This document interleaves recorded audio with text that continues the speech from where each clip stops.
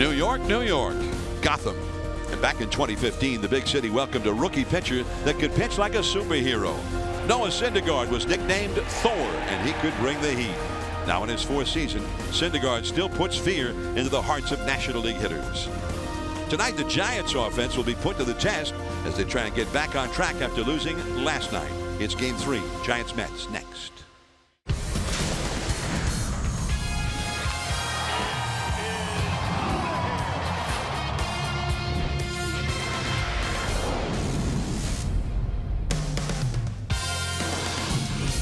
It's a warm, humid night here in the big city of New York. Tonight, the Giants and Mets, Game 3 of their 4-game series. Welcome to NBC Sports Bay Area, powered by Xfinity. Hello, everyone. I'm John Miller with Javier Lopez. Dave Fleming will be along in the middle 3 innings. Dwayne Kuiper and Mike Krukow are on assignment. The Giants with a tough loss last night, a game that they led until the late innings, and it got away from them at the end, and the worst inning of the year for Tony Watson. So now they go to Casey Kelly, who spent most of the year at Sacramento. He threw the game and threw pretty well the other day in Cincinnati. So he goes, and he's up against one of the Mets' big aces, the real hard-throwing right-hander, Thor, Noah Syndergaard. Yeah, Noah Syndergaard is yet another right-handed pitcher that is going to bring the four-seam high-velocity stuff. And I think the Giants, they've seen it. They saw it with Zach Wheeler. They saw it with Luis Castillo in Cincinnati. The one thing that you're going to notice tonight from Syndergaard, he's 4-0 in his last starts at home, but it's if he can get the ball up in the zone. He has power, but it's down in the zone. If the Giants can get the foot down and kind of react, it's not going to get by him as quickly as those pitches were with Zach Wheeler last start. Buster Posey, after the night off last night, is back in there, as he said he would be. And he has had a little bit of success against Syndergaard, 3 for 9 lifetime against him. Stay tuned now, and we'll be taking you to our NBC Sports Bay Area studios for an update. And then back with the Giants and the Mets, Game 3, right after these words.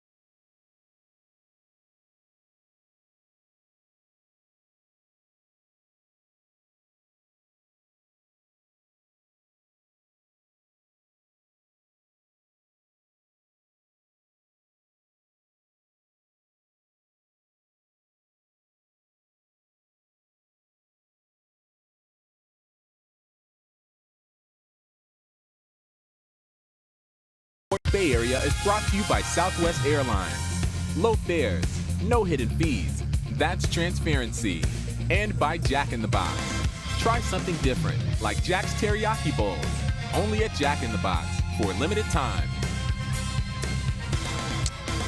It's another beautiful night for a ball game here in New York. And Noah Syndergaard to the mound for the Mets. The big right-hander. Here's the game time weather presented by the Santa Cruz Beach Boardwalk. Go to the beach. Get over there. Get there quickly. The admission-free boardwalk is open daily. Temperature 83 degrees. It's summertime in the city. The winds out of the west at 12 miles per hour. The humidity has gone down a little bit, only 46%, partly cloudy, with a tiny, infinitesimal chance of rain showers. Now the batting order for the Giants, brought to you by Southwest Airlines. Steve Duggar, center field. Joe Panik back in there, second base. Buster Posey also back in behind the plate. Brandon Belt hitting cleanup at first. Evan Longoria hit a two-run homer last night and had a two-hit game. He's at third base. Brandon Crawford at shortstop hitting sixth. Austin Slater in left field. Gorkis Hernandez in right field as Andrew McCutchen is being given a rare night off, and Casey Kelly is the pitcher batting ninth. Taking the mound tonight for the New York Mets is Noah Syndergaard, coming on for his 18th start this season. You look at the numbers there, quite impressive. Over a strikeout an inning. Not what you've seen out of him before, though. His last start, he went 5 2/3. Gave up a season high 4 runs. But when he's on, you're going to see fastballs and a lot of them. Power sinkers, upper 90 velocity, mainly fastball slider combo to the righties, and the changeups and the curves come into play with the lefties. So Syndergaard winds for the first pitch of the night, and that's right in there for a called strike at 99 miles an hour. And by the way, 99 miles an hour, get used to it, huh? Early and often. Syndergaard, 6 feet 6 inches tall. He will turn 26 1 week from today.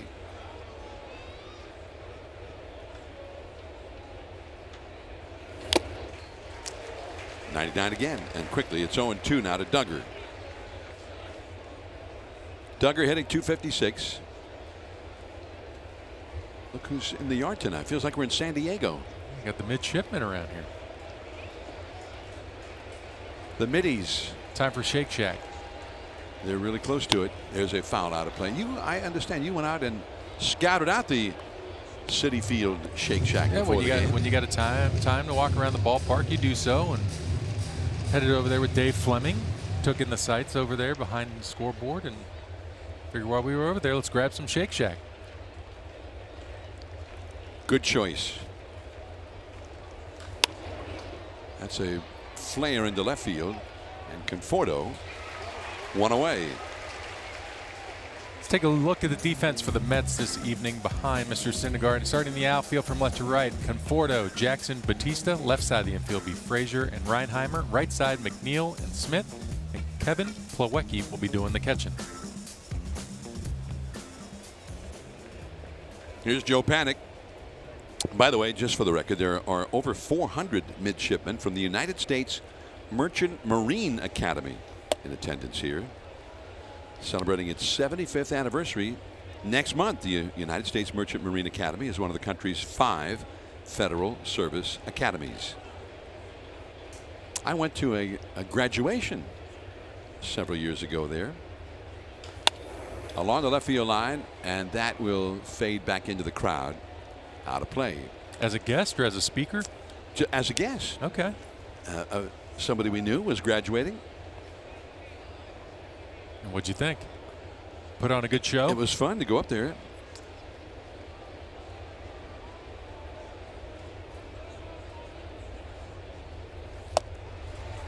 Man, what was that? That's the change up there. 91 miles an hour.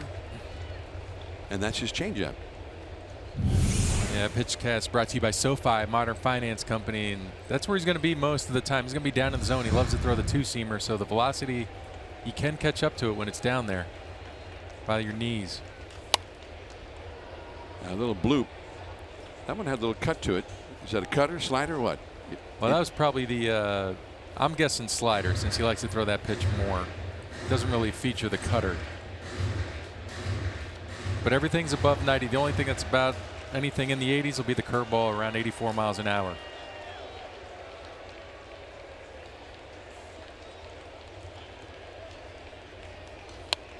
And at 100 miles an hour, right on the inside, about belt high. And he fought it off to stay alive. 1 ball, 2 strikes.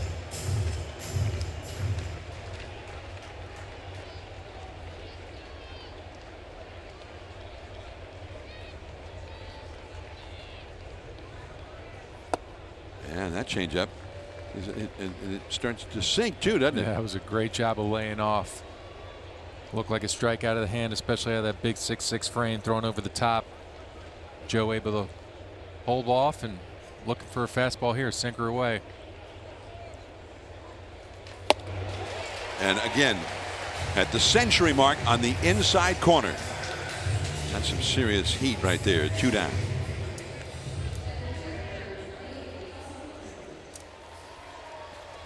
So here's Buster Posey now. See this fastball right underneath the hands. Perfect location. Nothing you could do there. Put it in the memory banks. And that is foul out of play. Buster does have 3 hits in 9 career at bats against Syndergaard. Hitting .286 for the season. Even with the hip problems he's had.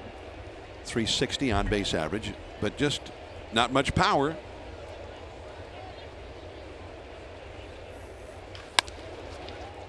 This is Reinheimer at short tonight.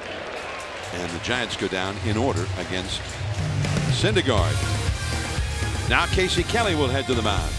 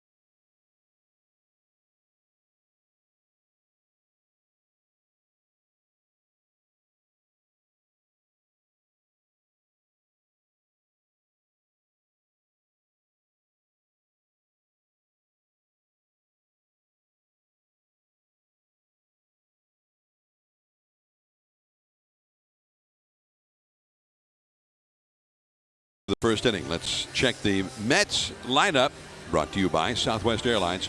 Jose Bautista leads off in right field. Jeff McNeil second base, and he had the big game last night. He was 4 for 4. Todd Frazier at third base. Michael Conforto, he had the back-breaking 3-run homer in the 8th inning to open it up for the Mets. He's in left field. Austin Jackson in center, the former Giant. Dominic Smith, the rookie, at first base. Kevin Plawecki catching. Noah Syndergaard, the pitcher, hits 8th. And Jack Reinheimer at short, batting 9th. Taking the mound for the Giants tonight, Casey Kelly making his second start. Pitched well in Cincinnati, scattered 9 hits, 8 singles. Did a nice job. You're not going to see a whole lot of power pitching out of this guy. He's got 4-seam and 2-seam sink, right around 90 to 92. Look at the fastball there. He's going to. The big out pitch for him is the curveball. The changeup's mainly to those lefties, but he will throw it to a couple righties and the occasional slider to keep him off balance. He was a first-round draft choice of the Boston Red Sox the year after they won the World Series in '07. You have any memories of that World Series? I have a few memories of that and a few memories of him getting drafted, actually. And that's ball 1 to Bautista. Do you have more than just memories from that '07 World Series? I got a little hardware, I guess. Does that count? like a ring, maybe? Popped up, foul by Bautista, back out of play. I got a great picture of John Lester, name drop. David Ortiz name drop, and I crushing ribs in the Colorado locker room afterwards because we were starving. It's one of my favorite pictures I have hanging in my house. Red Sox swept that World Series from the Rockies. The only World Series the Rockies have been in their history as an expansion team. 1-2 now to Bautista. Well, Kelly, since the Red Sox won the World Series, they had the last pick in the first round of the draft the following year, 30th overall, and they used it to get Kelly. And he strikes out Bautista. Well, let's take a look at defense for the Giants tonight. Behind Kelly, starting the outfield from left to right, it'll be Austin Slater, Duggar, Gorkys, Hernandez on left side of the infield, Longoria, Crawford, right side, Panic, and Brandon Belt, and Buster Posey will be doing the catching.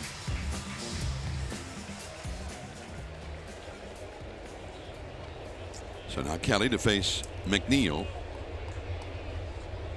Casey Kelly was offered a scholarship to play both baseball and football at the University of Tennessee out of high school.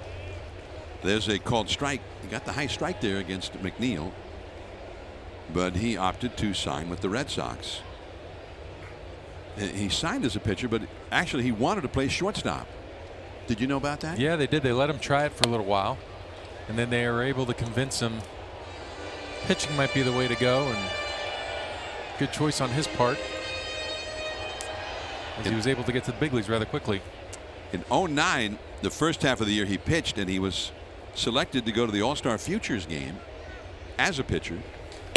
That's too high. And then after that, the second half of the season, then he pitched.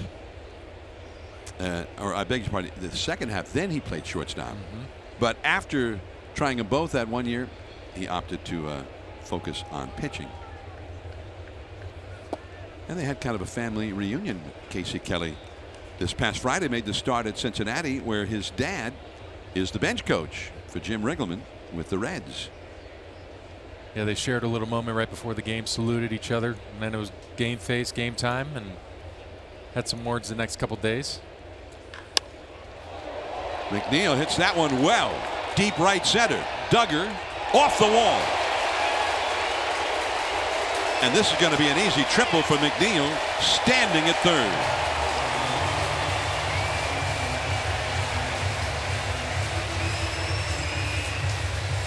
Well, nobody played the carom on that one. And I think Gorkys Hernandez kept on going, thinking maybe he'd have a shot at it. Yeah, he gets a changeup down in the zone. McNeil just puts a great swing on it. And Duggar, like you mentioned, just going for it, trying to make the play, covering a lot of ground. Makes a reach for it. Gorkys took the wrong angle on it, but an easy triple anyway with McNeil's speed. And the Mets not hitting real well at home, hitting .215 as a team at home, but McNeil, .522 in the six-game hitting streak, now 7-game hit streak. Really seeing the ball well. 4 for 4 last night. That's the second 4-hit game he's had in this month, and really a couple of 4-hit games just the last couple of weeks. Right. Todd Frazier, the hitter. The Giants bring the infield in halfway, and he curves that one in there for a called strike.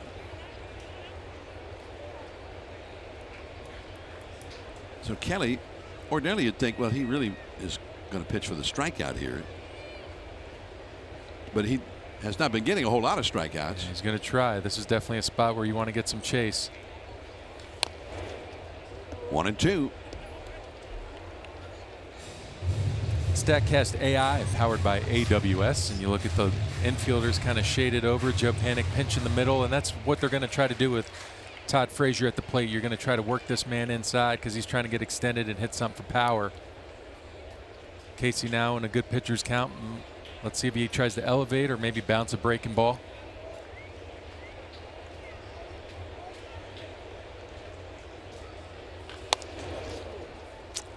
Ball that ran off the inside. Yeah, went to the changeup, but that's where you want to go. If you're going to miss up in these counts with a man on third base, make sure it's a miss to the spot that you're aiming at. Don't let it creep back over the middle of the plate. Kurt Young alongside manager Bruce Bochy in the Giants dugout. So Frazier, a veteran, 32 years old, trying to get that runner home from third with 1 out. Crawford knocks it down. McNeil was hanging on, and the throw offline, and Belt had to come off the bag and then did try to swipe the tag onto Frazier, but couldn't get it on him. And so the Jets kind of, I think, caught a break there. The McNeil was not running. Yeah, I agree. Nice play by Brandon Crawford. Really nothing hurt. Almost another spectacular play to add to that book, but just out of the reach for Brandon Belt. But McNeil not taking off. It sets up the double play. The double play's in order. Frazier does have a little bit of speed, has some bags. Conforto, another guy that's not spending a whole lot of time waiting around on pitches. He was ready to go, swinging early and often last couple nights. Well, Michael Conforto is the only current Met that Casey Kelly has ever faced in a big league game before. Kelly with previous big league experience with the Padres and Atlanta. And that's a called strike. He's getting that high strike from Lance Barrett so far. Lance Barrett is a good guy to have behind the plate if you're pitching. He'll give you a little bit. You show that you can hit away, you can start getting a little bit further out there, and vice versa if you're going inside. Popped up. Going down the line, Longoria. Coming in from left field, Slater. Longoria. Now tagging up and heading for second is Frazier as the throw goes into the plate. Good base running by Frazier there. Now our Mercedes pivotal play. Last night, last of the 8th inning, Michael Conforto against Tony Watson with the score 3-2. An opposite field 3-run homer just over the wall. And suddenly it was a 4-run inning and a 6-2 Mets lead. And a first pitch there, first pitch hacking. Tony Watson's going to remember that, seeing that you're going to see these Mets next week. He knows that these lefties were taking advantage of that first pitch. Well, Conforto quickly disposed of here. And now Jackson, runners at second and third with 2 down. That's hit well into deep center, but that's going to be caught by Duggar over toward right center. And just like that, the inning is over. The Mets do not score. Brandon Belt will be coming up.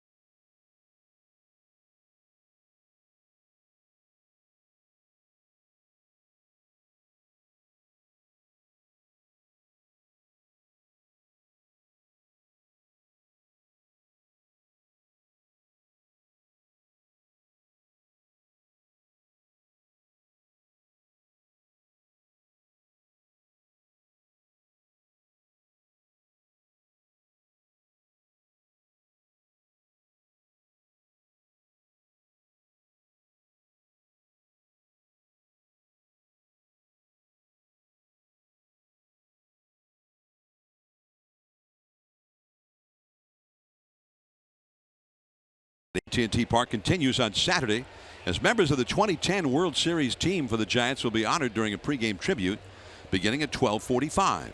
Be one of the first 35,000 fans attending that day and receive either a Buster Posey or Brian Wilson bobblehead courtesy of AAA, commemorating the first ever Buster Hug. Buy directly for the Giants at sfgiants.com. And a fastball at 98 miles an hour in there from Thor to Brandon Belt, who will be followed by Longoria and then Crawford. Some of the players and some of the key members of that 2010 World Series championship team will be there. And he changed up. Good change up. Brian Wilson will be there. Pat Burrell, Aubrey Huff, Jonathan Sanchez, Andres Torres, Matt Cain, Cody Ross, Edgar Renteria, who was the MVP of the World Series, Jeremy Affeldt. And that's a ball off the outside, and he didn't miss by much on that one. 1-2. It'll be Saturday before the game. Tribute beginning at 12:45 before the Giants Rangers interleague game. Sounds like a lot of fun on Saturday. Belt broke his bat on that one. 100-mile-an-hour fastball there. Belt gets a new piece of wood from the bat boy. And he puts a little extra stickum on the handle. The Mets have the overshift on. 3 infielders to the right of second. Frazier, the third baseman, is now at shortstop. McNeil, the second baseman, is 25 feet into the outfield. Did he swing? Yes. Third base umpire Chad Whitson said, "Oh, that's a swing."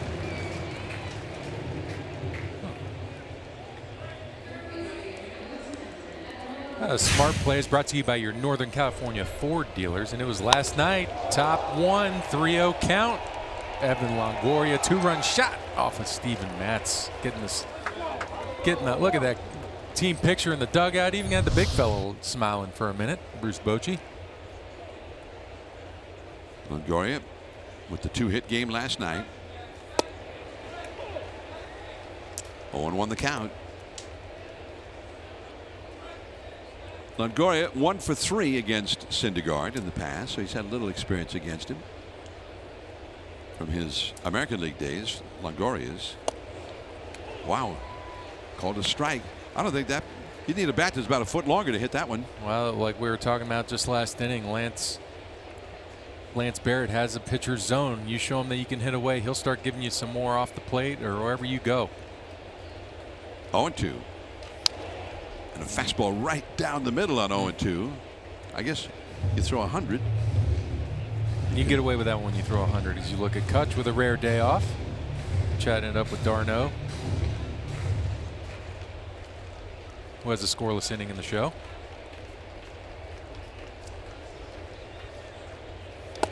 Bounced that one in front of the plate. 1-2.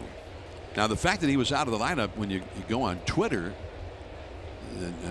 Twitter is just rife with speculation. Oh, wait a minute. Could be an imminent trade. Look at that. They took him out of the lineup. Well, Bruce Bochy simply said he'd been playing almost every day all year. And he felt that he really needed, as Bochy likes to say it, they needed a day. 1-2 the count. That's a pretty good one. You spend a lot of time with the skipper when you nailed that one for the most part. We need to be better with the bats. We know it. You just got to start rubbing your head or face a little bit. Just got a piece of that one to foul it. You ever have a crosswords with the skipper? Crosswords? No. Yeah. No. Never? No. You left me in there to face that right-handed hitter. How could you do that to me? I mean, we've maybe once, actually, one time.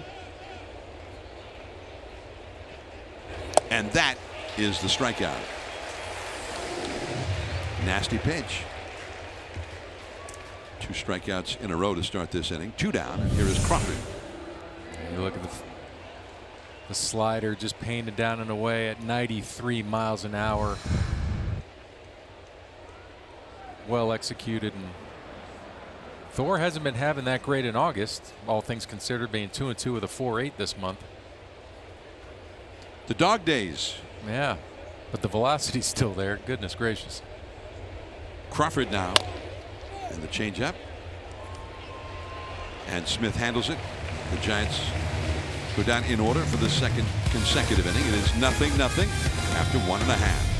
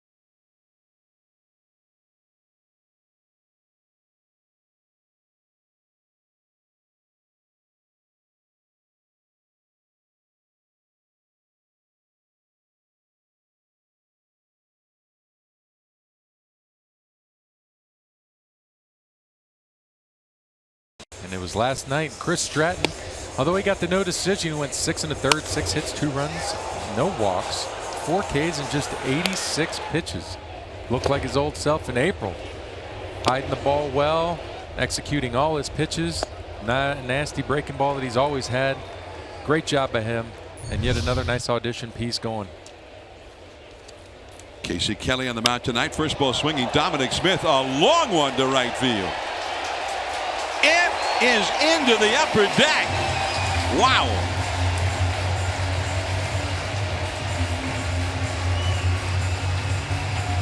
1-0 Mets. Dominic Smith, the 23-year-old, former first-round draft choice by the Mets, with whom they have not been very happy, reportedly. They feel like he has not made the strides that they anticipated. Now just trying to get in under the hands. Really not a bad location. Just beat him to the spot.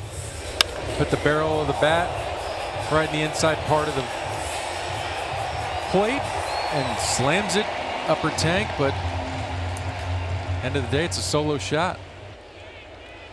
1-0 New York. Only the second home run for Dominic Smith. That was his 74th at bat, hitting only 192 coming into this one. So here is Plawecki.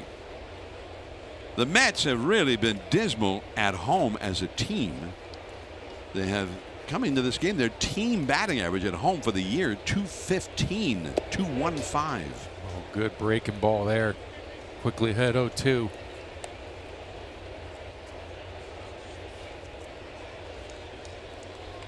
Plawecki, 235 average, although he gets a lot of walks, 346 on base average, 4 homers.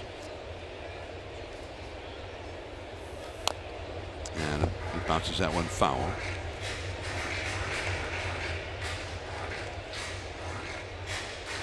The Mets, we mentioned, hitting only 215. Going back to 1920, the lowest team batting averages in all of Major League Baseball in that time. That's nearly 100 years. The White Sox in 67 and the Yankees in 68.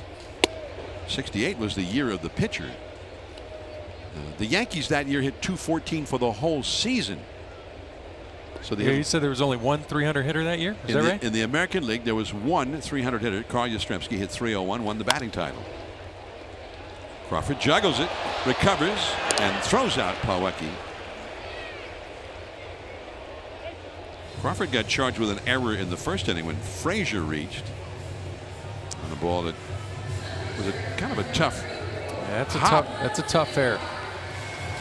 But he did not field it cleanly, and then his throw was offline to first, and they charged him with an error. And he could have had one there, but Plawecki not very fast. Stayed with it. So here is Syndergaard. He's had 5 hits, 33 at bats. He's knocked in 3 runs. He's hit a couple of doubles, so he's got some bona fides as a hitter. But he has also struck out 22 times in 33 at bats. 1-1 the count. 1-0. The Mets are leading on the Dominic Smith home run. Second deck home run out there and right toward right center. That's the big part of this yard too.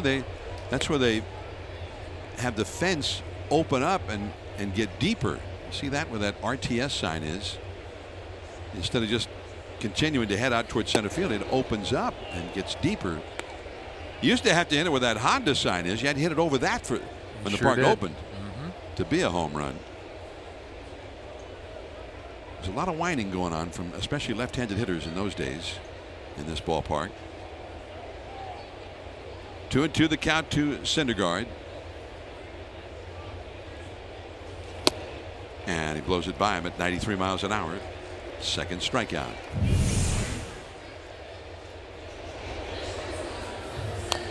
Well, you look at the numbers there. First pitch, back spun it. Good distance. Doc Gooden misses the catch. Syndergaard just gets it out there in the outfield. And regardless, that was pretty far. Doc, what's he doing out there? You can't get a better seat for Doc than that. Yeah, it's unfortunate. 2 down. Here's Reinheimer. Up the middle, base hit. First ball swinging. We've had several guys with aggressive approaches here the first time through. against Kelly. You're going to have that with strike throwers. You're just ready to go. You don't have to worry about these guys falling behind. You're not worried about any of those things. And just trying to see ball, hit ball. And Reinheimer did exactly that. Just snuck it under Kelly's glove. And he hit it sharply, 99 miles an hour off the bat. Here's the leadoff bat, Bautista. He struck out in the first inning. We're in the second, 1-0. The Mets are leading. This story about you got a little ticked off with Bruce Bochy? No, never. No. I thought you said that you did. I mean, one time. Yeah, just one time we just had a little disagreement. That's all. I would never say an argument or anything like that. We needed clarification what was going on. Good snap throw. Well, I remember there was a day in Miami where the phone in the bullpen was not working. Yeah, we were having some technical difficulties. New ballpark. It's understandable. And so they had to have signals to try to get the right guy up in the bullpen. We just unfortunately had to enter a ball game without really warming up. And thankfully, I faced Giancarlo Stanton at the time, and he hit an absolute rocket off the wall in left field and not up the middle, which was pleasant. Because I was not ready to catch anything that came off of that guy's bat. Hits it way too hard.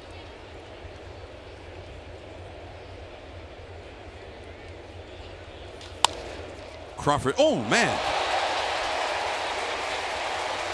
And the inning goes on.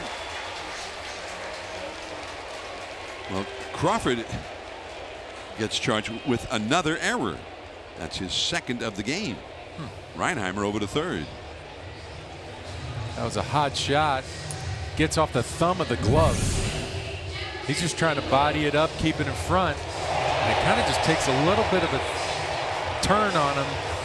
Ends up clipping that thumb. Let's take another look here. Yep, right off the thumb / heel, and before he can square it up. You do not see Brandon Crawford do that very often. But with 2 outs, Kelly's just got to make a good pitch here to the hottest hitter they got. McNeil, who tripled off the right center field wall, very deep right center field wall, in the first inning. Well, that ball hit very hard by Bautista, 98 miles an hour off his bat.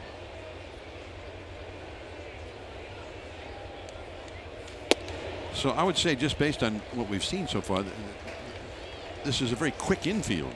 Yeah, definitely. I mean, Casey pitches to contact. He pitches with conviction and everything, but he's pitching to contact. He's not a guy that's going to go out there and strike out a bunch of guys, and he works quick.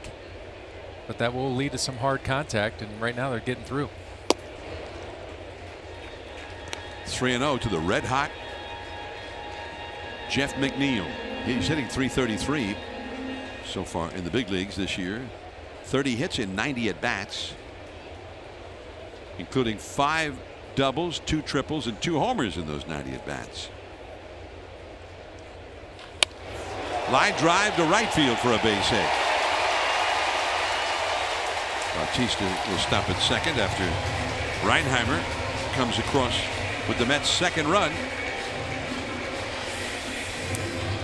And when you're hot, you're hot. 3-0 Hack gets the fastball and gets himself a single out to right field. Nothing Gorky's could do. See the sinker there, just stays up a little bit. He's trying to throw a strike, get back into the count. See the side swing, just balanced. Very good swing and a good groove right now is McNeil.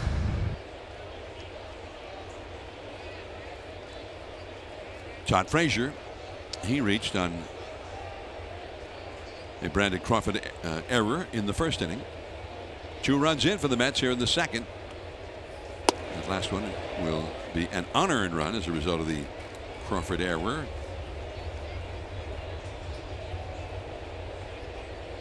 Good first pitch curveball. Wasn't going to get the call there, but Frazier's hunting that heater. Guy in scoring position, you oftentimes want to slow the hitter down and try something. Good pitch there. That's a strike. McNeil, by the way, in this series is now 7 for 7. He had a pinch hit single in the 7th inning of game 1 on Monday. Then he started last night, had 4 hits in 4 at bats, and he's 2 for 2 in this game. We've never seen him make it out. No, when you're hot, you're hot. That is hammered into left center field, into the gap. Deep. One hop. And in play, they say. 1 run is in. 2 runs scored. I thought the ball bounced over the wall out there. Sure looked like it did. Chad Whitson, the third base umpire, is the one who went out. He did not go out very far. It bounced. I got to imagine they're going to take a look at it because it definitely looked like it bounced over the WB Mason Budweiser sign. Let's take a look here. This is a better view. We're way out, so we can't see that well.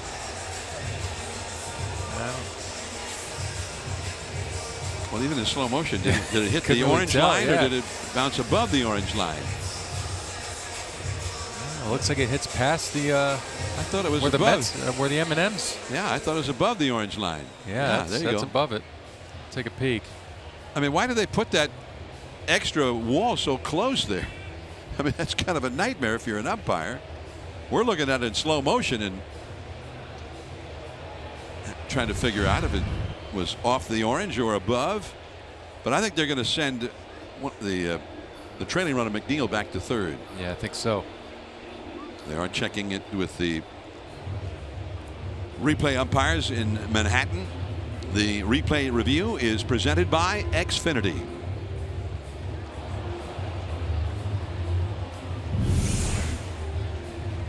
There it is. There's a good view of it. Yeah, clearly over the wall. And then it actually, the carom and the ball hit on the very top of the padding and just kind of stayed there for a moment. So here's the call from Manhattan. And they're telling McNeil, you got to go back to third. The odd part of that whole thing is, had that ball been in play, I think he would have scored. I mean, there was a carom either way, right? Well, I mean, he did score. So yeah, he scored. I mean, it might have been a little bit of a quicker carom if it hadn't hit that wall and then hovered there for a moment on the top of the padding. So it's second and third. 3 runs are in. And we're at a crossroads in this game already. The Giants, who are not scoring runs, they have averaged less than 3 runs a game for the whole road trip up till now. And they have scored only 5 runs in the first 2 games of this series. Yeah, 14 runs overall in the last 6 games. That was before tonight. So 3-0 Mets. Runners at second and third, and Conforto, the cleanup man, is up. And a high foul off the left field line that will reach back into the crowd. Frazier gets 1 RBI in the play. And the Mets are at about their capacity so far for the runs this year at home. They're averaging just 3 1/4 runs at home. I have a suggestion for the Mets. And I'm sure they'll take it. Make the M&Ms part of the wall and put the orange line above the M&Ms.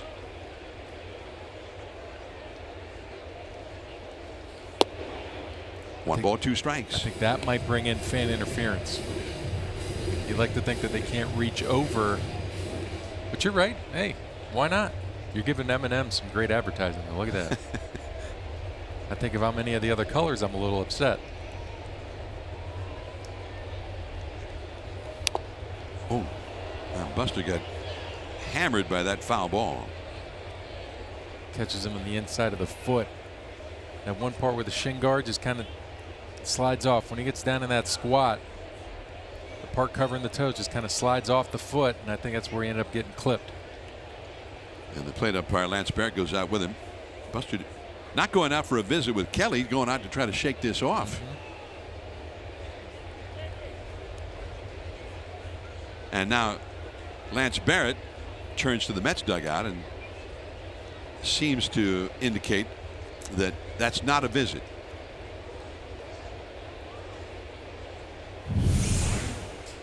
See it here. Breaking ball stays up a little bit, and that's the piece right there. Just kind of slides off the foot just enough.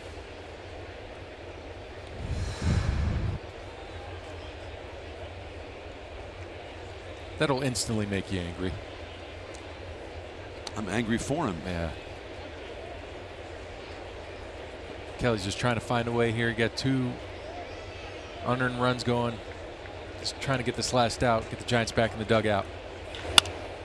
Joe Panic. And the inning is over. So they get 3 runs, could have been 4. We go to the 3rd.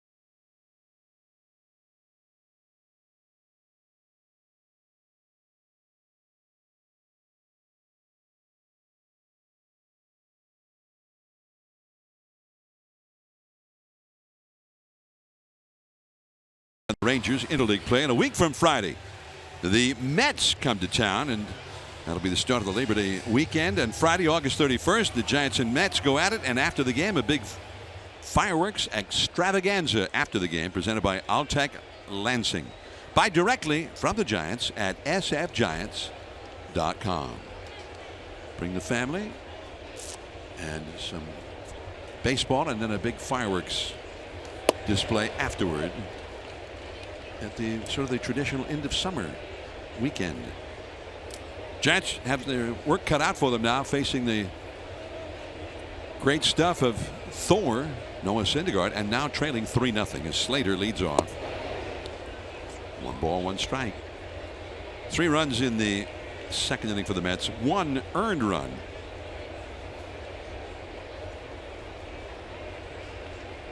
Slater, 273. Austin had a couple of hits last night and an RBI. And he got a hit right here. That's the kind of stuff he seems to do when he's going well. Yeah, right center is that swing. He's got it dialed in, and he's getting a little run. Bruce Bochy said before the game he's going to go with the hot hand. Whoever's hot is going to play left field, and Austin Slater getting an opportunity to play get some run out there. Dominic Smith on the bag with Slater, who is listening to Jose Alguacil whispering in his ear. Giants first base coach. Here is Gorkis Hernandez. Giants just got their first base runner of this game, and Syndergaard. I have a recollection that a lot of teams like to run on Syndergaard. Yeah, they're 25-27 this year, so it's good recollection, John. Is that in the 1 year?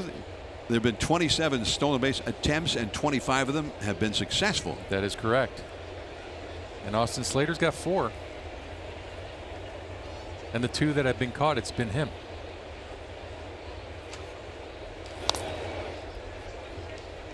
One ball, 1 strike. The 2 that have been caught, what do you mean? He picked them.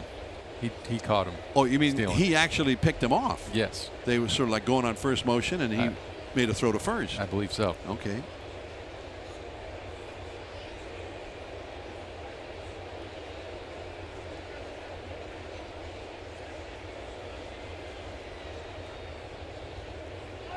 Time taken. He was in the set for a long time there. What happened? Why does the pitcher do that? He's set, he's ready to pitch, and then he doesn't pitch.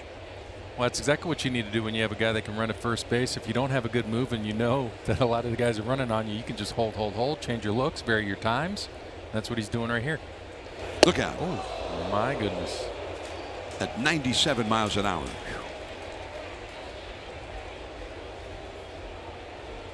I don't think it's on purpose, but he's just trying to be quick to the plate and flies open just enough. And Gorky's nice job getting the hands out of the way.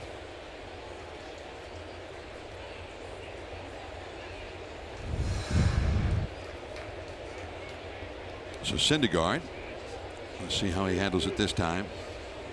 Sets, delivers, and a foul. So the count 2-2. So the idea being you just don't want to do it the same way every time. Where the guy now says, well, he sets, takes a look, and then he's going to throw it. I know right when I can run. It's all about variety. That's it. Hold the ball, quick pick, step off. Something to make his legs just kind of feel like cement at first base. Well off the inside at 97. Now it's a full count. Now let's see if there's some action. Kelly, the pitcher, is on deck. Giants are down by 3. Well, what do you think? Is he going? I mean, they aren't down by 3. Ordinarily, you might say no, but. Yeah, with the pitcher on deck, I would imagine you got him going here. He goes. And that's a base hit.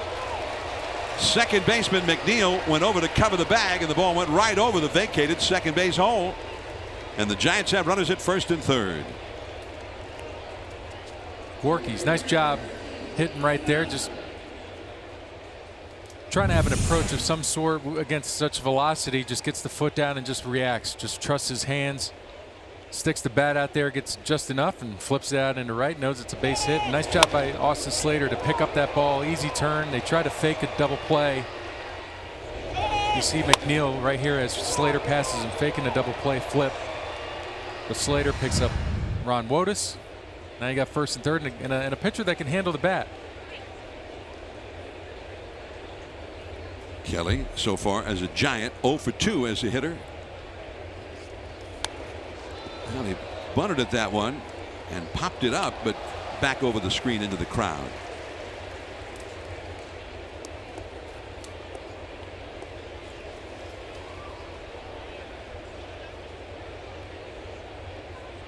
See the 2 for 16 career.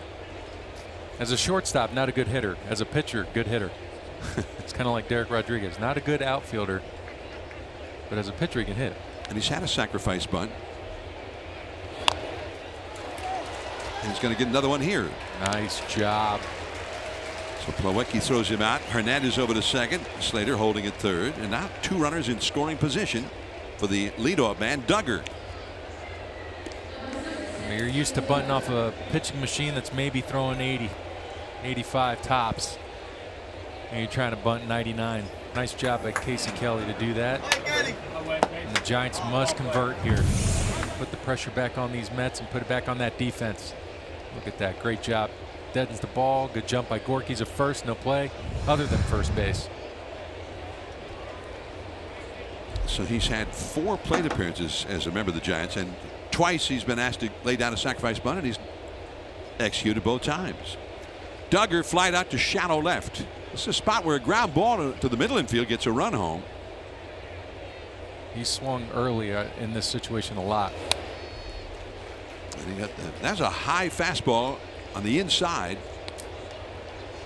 Might have been called a strike, might not have been. 0-1. You can see a little bit of frustration in his face. That ball's up. I mean, that's a tough pitch to get on top of. But he's trying to get the job done early. See if they go back in there. That seems to be the place that they'd like to work Duggar. Well, back in there again. No contact at all that time. 0-2.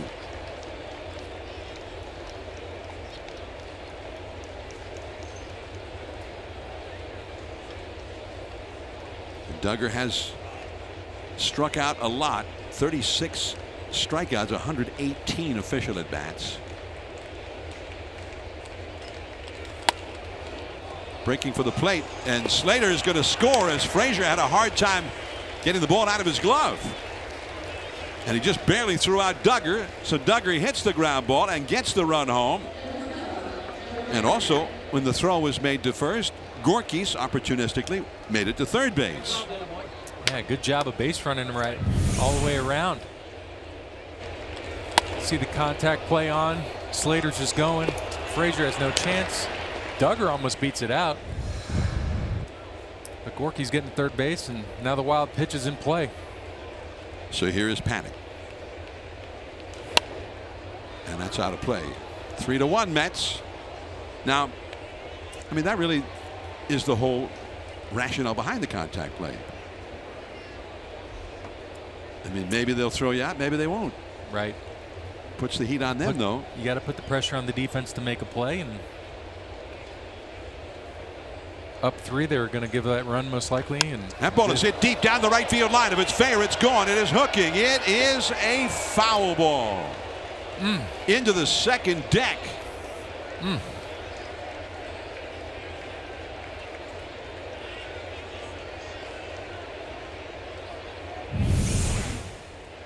See it here, trying to work these lefties inside. Just goes foul. Another smash one into the upper tank. That is through a base hit. Man, did Panic need that one. He had the 0 for 6 here Monday night, given the night off last evening. And that's a clutch 2-out RBI hit to make it 3-2 New York. Great job. 0-2 count. Protect mode. Syndergaard trying to jam these lefties, tries to sink it back over the plate at 100 miles an hour, and Panic just so quiet with that swing. Barrels it up, gets it under McNeil's glove. Now it's a 1-run game and some pop coming up. Buster Posey. And Frazier throws him out. But the Giants come up with 2. 3-2 New York as we move to the last of the third.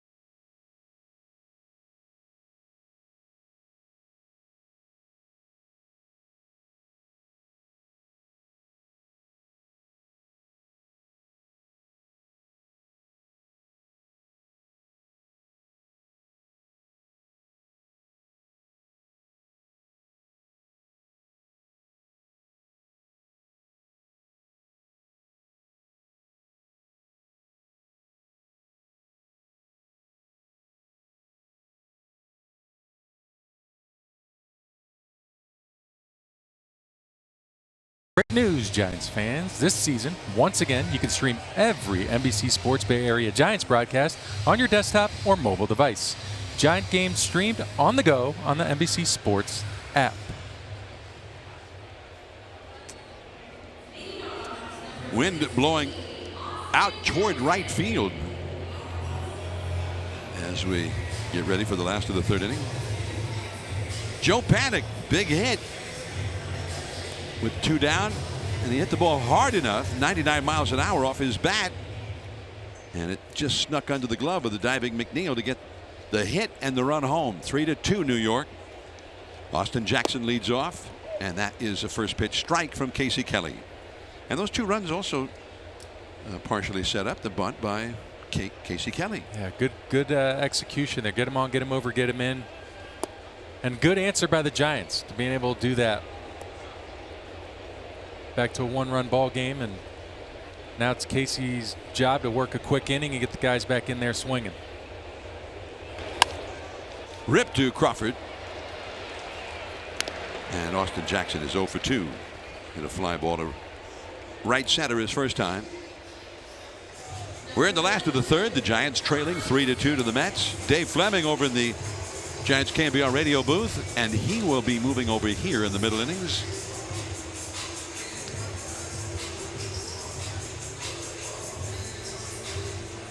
Dave, who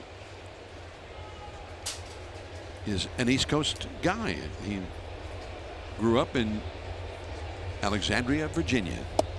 There's ball 1 to Dominic Smith, who planted a home run into the upper deck in right field in the 2nd inning.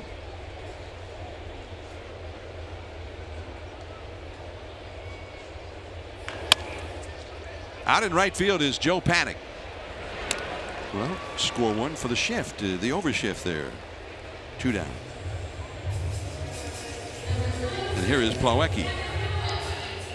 This is where you really got to bear down when you got 2 quick outs, just a couple pitches.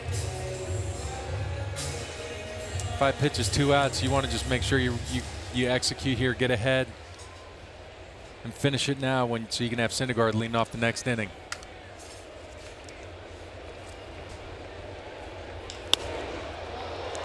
Out into center field, the big part of the yard, Duggar, and he has a very quick inning. Very nice. 3-2. Dave Fleming coming over in the 4th.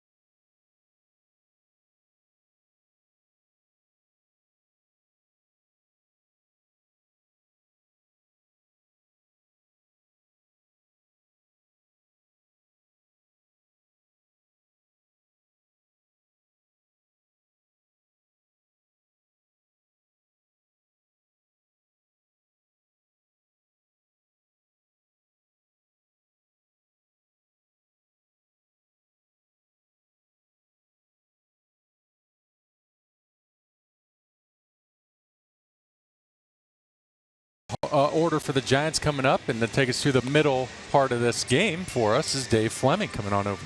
I see what you did there. Yeah, you see that? That was we did in there nice. Yeah, it was pretty good.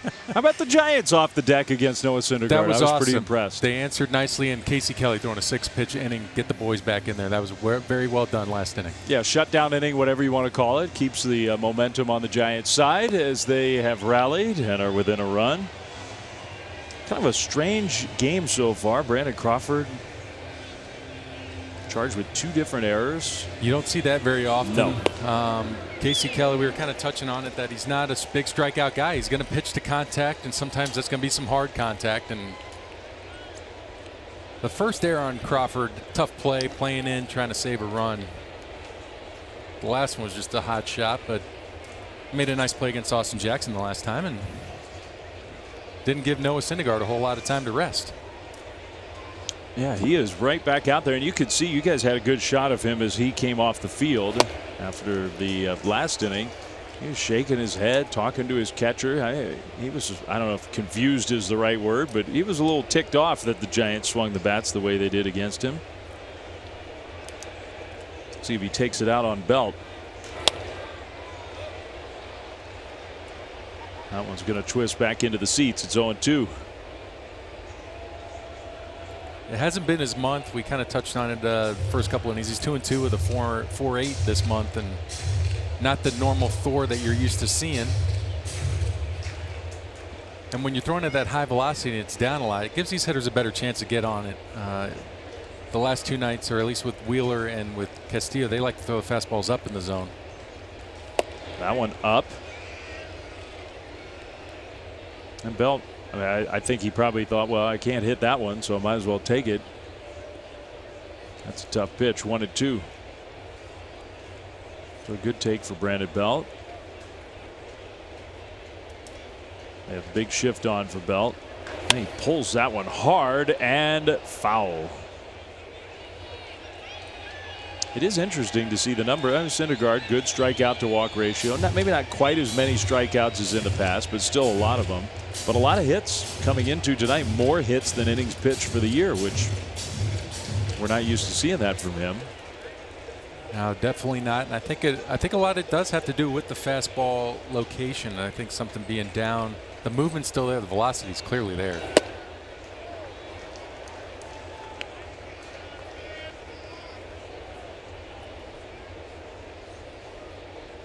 Two and two to Brandon Belt. But he's still best in the league, or at least up there as far as hard hit, hard contact rate. So they're not many guys are going to square him up. Belt just fought that one off foul. I think also part of what's going on here in New York, at least, is the comparison this year to Jacob deGrom has not gone in favor of Syndergaard. So he's been fine. He's been better than fine. But Jacob deGrom's just been totally dominating. Well, pull that one foul. So folks around here sort of went, well, what's wrong with Syndergaard? That's a tough standard to have set. Yes. I mean, we'll talk about it tomorrow, but Jacob deGrom's numbers are just ridiculous. Yeah, they're ridiculous. And the way Syndergaard, he turns 26 next week, and you feel like he's been around a long time already. Good at bat here by Brandon Belt. Hey, this would be big if the Giants could get a base runner to start this fourth inning after 2 in the third against Thor. Put a little more pressure on him. We'll see. 3-2. To center field. Jackson sprinting in. One away. Pretty determined at bat by Brandon Belt. Just didn't get the result he wanted. Yeah, he's had better at bats since Cincinnati. He didn't have many rehabs. I think he had 2. So he's just been trying to get his timing back, and you really got to get your timing back when you've seen the velocity that the Giants have seen in the last 2 stops. It is true. Even the Reds. I mean, the Reds are not a very good pitching team these days, but they threw some hard throwers against the Giants. Ball 1 to Longoria. That's the slider at 93. Yeah, the curveball is the only thing in the 80s. He's throwing his changeup the same velocity that Casey Kelly's throwing his fastball. All of a sudden, Lance Barrett, who's usually a pitcher's umpire, is getting a little tight right now with Syndergaard. And Syndergaard flashing some stares at him. And he can stare. Oh, yeah. He might be second in the league behind Bumgarner in stares. Even his photo, when they put his photo up on the big video board here. That one pulled hard and foul.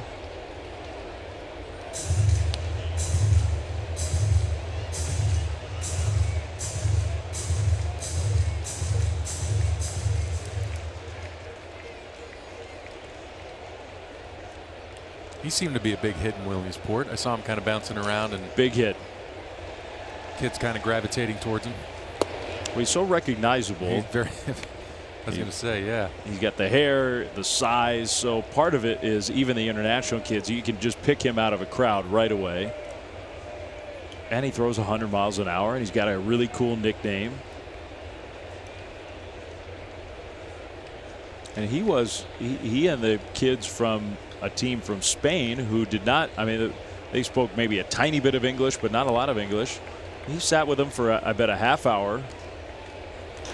Longoria hit that one hard, but foul. Oh, no.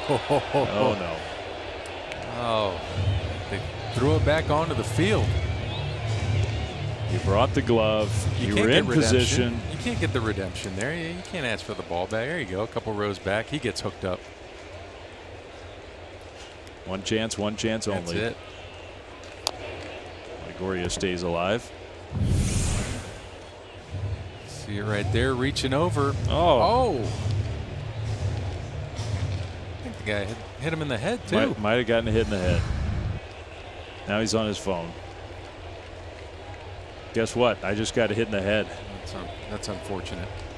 That'll be on SportsCenter or somewhere else tonight. That one is punched past the dive of Smith. Base hit. Nice job by Evan Longoria. Xfinity X1 customers say, show me the San Francisco Giants into your X1 voice remote. Get live stats on your TV. Change the way you experience TV with Xfinity X1. That's not the mark on the side of his face, is it, do you think? I certainly hope not, but he's checking his Twitter feed. Oh, yeah. Oh, it is. Yeah, right off the face. At least buy yourself a beer, cool it off or something. Well, fourth hit for the Giants. Longoria at first. Crawford takes way outside. Here we go. A little slow-mo. Oh. Ouch. I'm only laughing because he's okay right now. He's fine. Yeah. It did leave a mark. Oh. I don't think I'm buying, though, the explanation he was giving his buddy of it hit the glove. A little tip drill? Yeah, I don't think so. I don't know. He's trying to find footage of it right now. At the end of the day, he saved 2 pairs of glasses, though. That's the positive. He's got the one on. He's got the sunglasses on top of the brim. And you know, if they're prescription, that's not cheap. You're going to have to wait around a couple weeks to get those in. So I think he's thankful for that. The lady to his left doesn't care.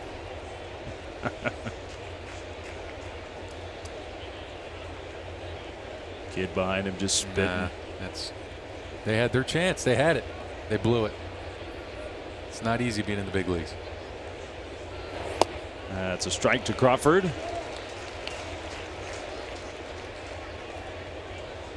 Well, they're doing a good job of getting a lot of pitches out of Syndergaard, particularly this inning. Belt with a 9-pitch at bat. Longoria with an 8-pitch at bat. Crawford working him here. He can be picky. 3-1. He takes high, ball 4. Giants have 2 on, 1 out. That's the first walk issued by Syndergaard. And you're right, that is pitch number 66.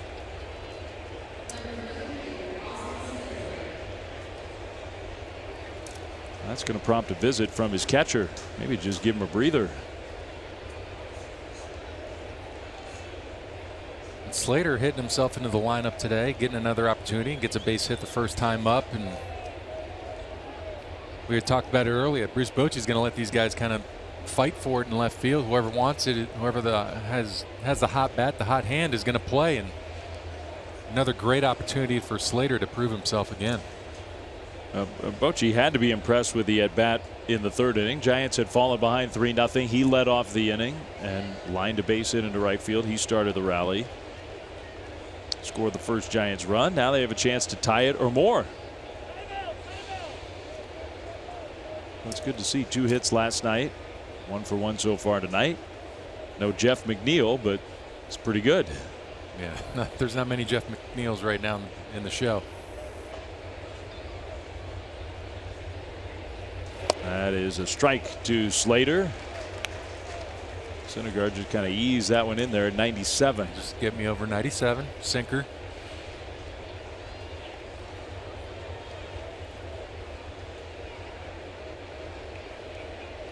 But when Slater's right, he's wearing out right center. That one came down and in. Good pitch. And the Mets have those scouting reports, spray charts, whatever. You look at that sinker. That's just turbo from that arm angle. 6.6. That release point. That is just downhill. Really tough to do something with that.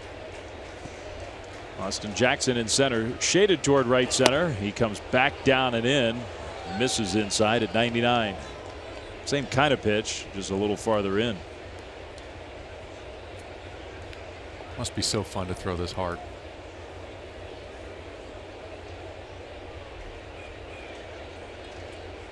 It's the pitcher equivalent of the guy who can hit it into the third deck. Oh, yeah. Doesn't guarantee that you're a great player, but no, but it looks really cool. It looks really, really good. Yeah. And in Syndergaard's case, he's used that tool and that arm strength to become one of the best in the National League. 1-2. Got him. And kind of tied him up with that same kind of pitch. That was probably one of his best pitched at bats of the night. Just consistently down and in, down and in. Nothing Slater could do there. You see it. You got to commit early with that kind of velocity, and just gets nothing on the swing. And still, the Giants have an opportunity here with Gorky's. Yeah, Gorky's had a good at bat his first time up. Got a lot of pitches out of Syndergaard. Sort of hung in there, got buzzed one time, and then flipped a base hit into right field.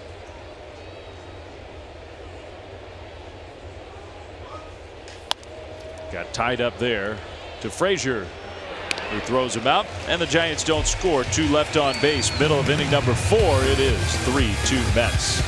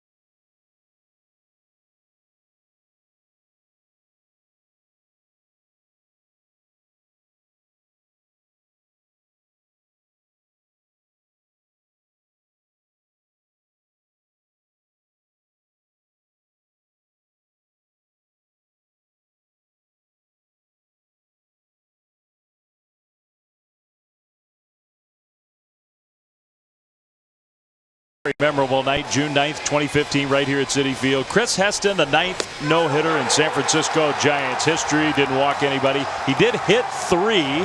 That's the only thing that kept it from being a perfect game. He struck out 11. That was the 4th straight year that the Giants had pitched a no-hitter, and maybe the most unlikely. Chris Heston. Very cool night. You were here. Oh, that was great. Yeah, we're all in there hugging him, and he did something really great. He got a bottle of Johnny Walker Blue Label and had the no-hitter etched in there and gave everybody a bottle and just commemorate that moment. That was awesome because we were clowning him pretty good that he dropped the ball, getting it flipped back to him. Yeah, like all that, it's going to be on TV showing you drop the ball. We just saw it again. No hitters in San Francisco Giants history, and what a list. Lincecum twice, Kane, Marichal, Chris Heston. Good for him.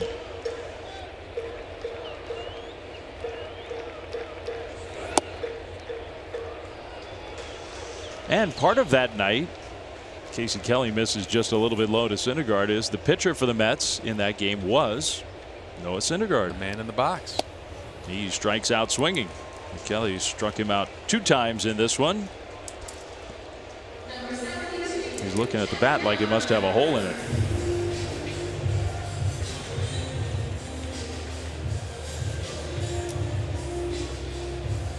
Here's the shortstop, Jack Reinheimer. I mean, Chris Heston, for that stretch, 2015, and that no-hitter was a part of it, but it wasn't his only. I mean, he had a lot of good starts for the Giants.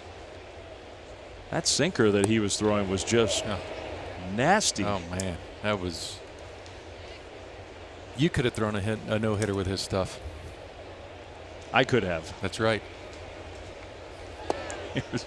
Here's a slider. I don't know how to take that.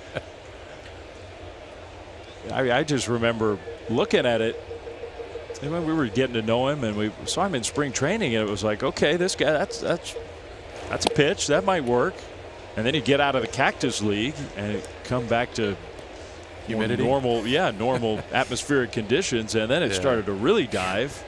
He kind of has the arm action of Kelly, short, compact, and he was really getting on top. Wow, where'd that miss? Lance, we told everybody you had a big strike zone. He must have heard. Yeah, time to throw a curveball from the umpire, and maybe from Casey Kelly. Full count, 3-2. Well, anyway, that was a great night, great moment. It's funny, you're winning World Series and pitching no-hitters, and gets strike 3 swinging against Reinheimer. 2 straight strikeouts for Casey Kelly. All kinds of great experiences in a Giant uniform. I was fortunate to be a part of some, and you were part of a lot of them. And watching those, every one of them, everyone's been awesome. And that's just crazy how long how time flies. Yeah. Yeah, it just feels like yesterday when I remember seeing Chris Heston on this bump doing that. That was more than 3 years ago now. The wild card game this year will mark 2 years from when the Giants beat the Mets. You and the Giants beat the Mets here in the National League wild card game. We have relived that one this week, and we probably will keep reliving it every time we come here. 0-2 to Bautista. Casey Kelly is pounding the strike zone, working quickly. As advertised, this is what he does. Keeps the fielders ready. He's an old shortstop. 0-2.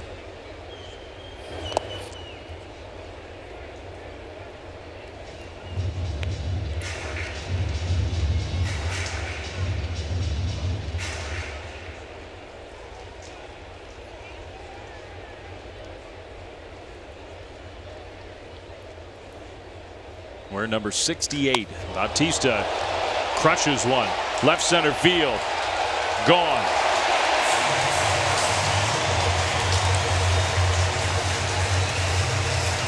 He's still got power, Jose Bautista.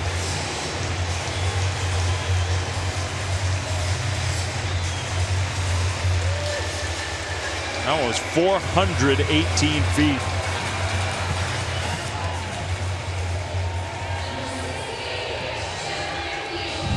Yeah, trying to beat him with a fastball, comeback fastball away, just kind of leaves it up a little bit. Good swing by Bautista. He does have pop still, but he had beaten him with that pitch before. I think he was kind of looking for it and just beat him to the spot and put a good swing on it, and another shot, solo shot. That's Bautista's 9th home run with the Mets. He's played 77 games with the Mets. And that's pretty decent power, which is always, at least since the Blue Jays days, that's always been Jose Bautista's game. I keep thinking there might be a team that would call the Mets here in the next few days and think that Bautista could help them. Ground ball to first. That one kicked by Belt, but he stays with it and gets out number 3. They got Jeff McNeil out. They did it. He's human. 4-2 Mets.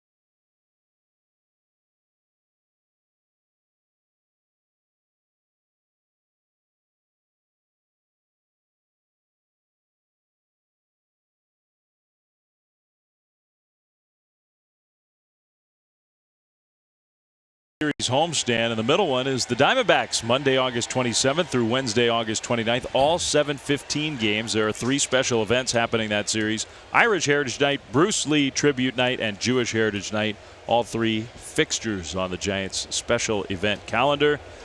sfgiants.com for tickets, sfgiants.com/special events to get those special event packages. Casey Kelly against Noah Syndergaard. Well, Javi was talking about the pitch count last inning. Kelly reaches for that one and fouls it out of play. Well, let's see if maybe the Giants can have another inning where they make Syndergaard work for it. And there is a chance, if they could put together a long inning, that they could get him out of the game.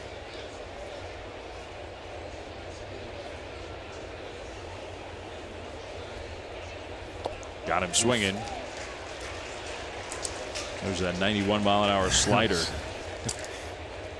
No chance of that one. No. 5th strikeout for Noah Syndergaard.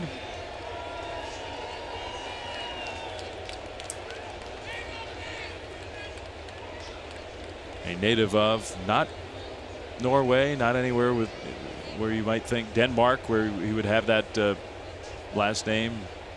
Noah Syndergaard from Texas. Texas. Here's Duggar, 0 for 2 with a run batted in. And look, I know it was modest, but Duggar, at least in that last at bat, he got the ball in play with a runner at third. He's had a hard time a couple times on this trip doing that. I think Duggar's had some really good at bats for the Giants. Sometimes, you know, it's something Bruce Bochy has talked about in the past. The runner at third, less than 2 outs at bat, changes things for some hitters. It does, and always seems to find the guy that's grinding in those at bats. It always seems to come up and it's his turn, and you can see it. He's swinging at the first pitch almost every time in those spots, trying to get the job done early. And you know, it's just something that you learn. You're learning. It's on the job training. You're learning these at bats. It's different than AAA. You got the extra deck. You got the night game. You got Noah Syndergaard, the guy throwing cheese. I mean, things happen, but Duggar's just got to stay within himself, take a good swing, and he'll figure it all out. I think he will. He had a good take there. Close pitch, called a ball. And Bochy's always told us that he just wants hitters to just hit it hard. Don't try to hit a ground ball. Try to hit a fly ball.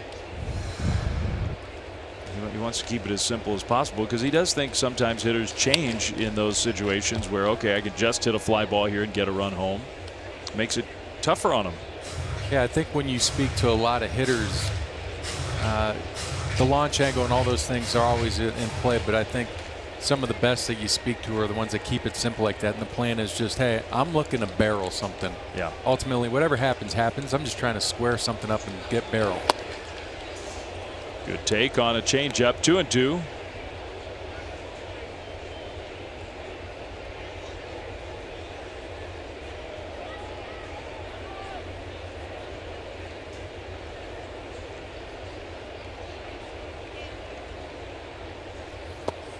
Another one.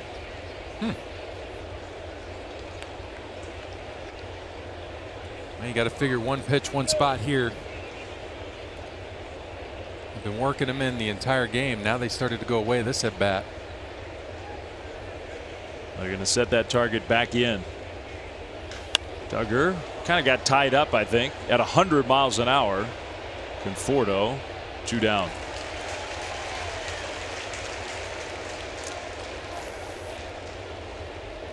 Up comes Panic.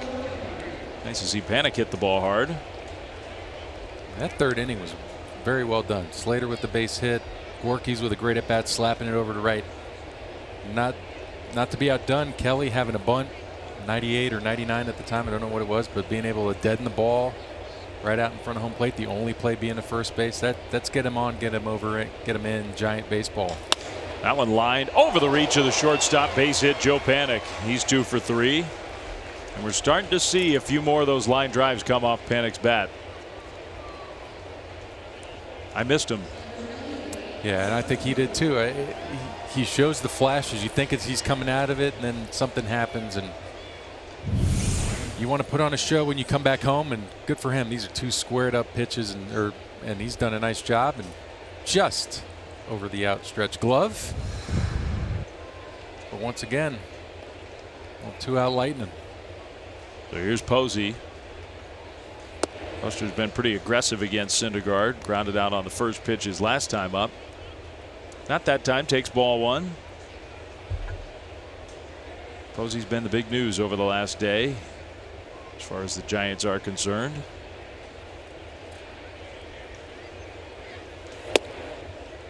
Two and 0. He wants it again. See does. Syndergaard taking his time on the. Taking his time now, towing the rubber. One thing he doesn't even do anymore is gun check. He just knows his cheese. 2-0. Maybe Posey knows it's coming too. That one right in there.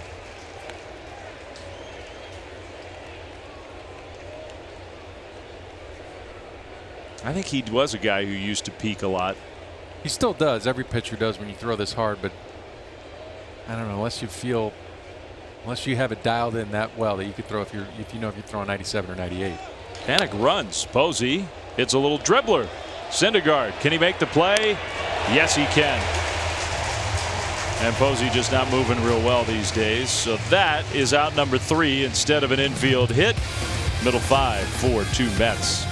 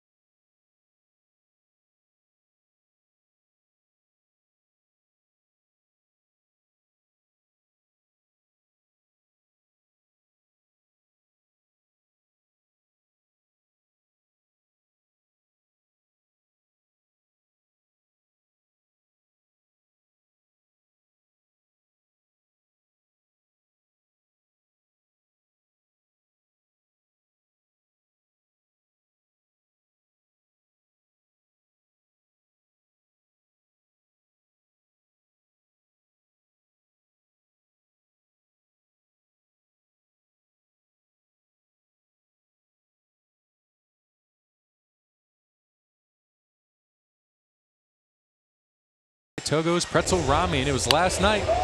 Hunter Pence doing his best Willie Mays catching pressure on the warning track in left field. Distance covered there, you see almost 90 feet. Hat goes flying. Shirts unbuttoned, chest hair flowing. More importantly, catch made. That's how far Hunter Pence went, almost 90 feet. And he's like, look, I had it the whole time. No big deal. I just turned around like this. Whoop! Got it. Yeah, just saying. I'm just saying, too. The ball almost hit him in the hand. It was a great play. It was. This is what Ahmed does in studio. That's what he does right there. Photoshop? Photoshop time. He had a 3-button down one with Pence and Andres Torres, too. It was nice. Yeah, that was good. Real nice. Hunter was about, what, 365 feet away from home plate. Willie was about 450 away from home plate. But, hey, there were some similarities. By the way, have you noticed? You think there's a storm coming? And we're in Wrigley all of a sudden. We got hot dog wrappers out in the outfield. I mean, napkins are blowing around. It has all of a sudden it's gone crazy here. This is when you want to start throwing breaking balls. Get a little extra snap in the breaking ball. He did. Some people are taking cover even though it's not raining. And Candlestick showed up in Queens.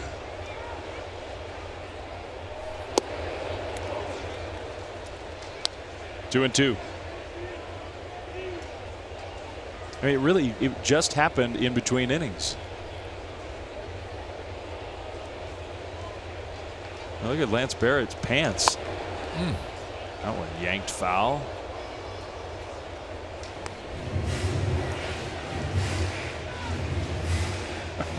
This is where it gets hard. It gets hard on the.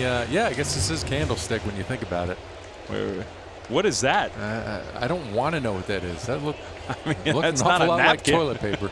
It's not a napkin. That's a rubber glove situation. Oh. Also pulled foul. Good thing they have that net there. So close. I can see it. I mean, not only is this hard for the hitter, but it's for the pitcher and the infielders. When you got the dust going, a lot of these guys wearing contacts and stuff dry the eyes out real fast. Frazier to right field, and the wind could play some tricks with that one. It'll be Gorkys Hernandez for out number one.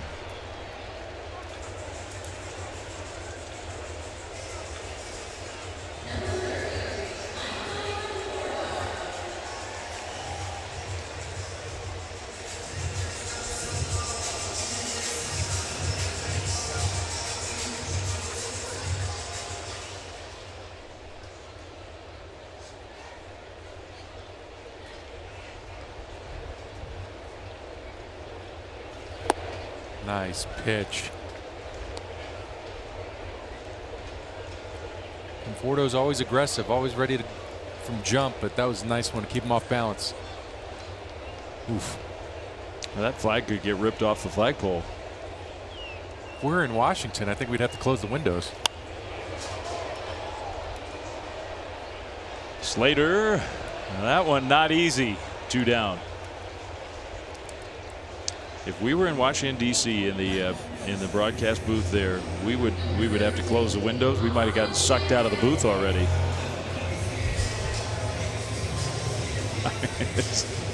It's Candlestick in New York.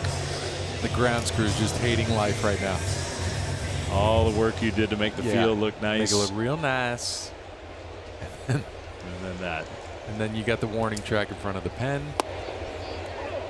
In front of the next to the W.B. Mason sign, just the collection areas.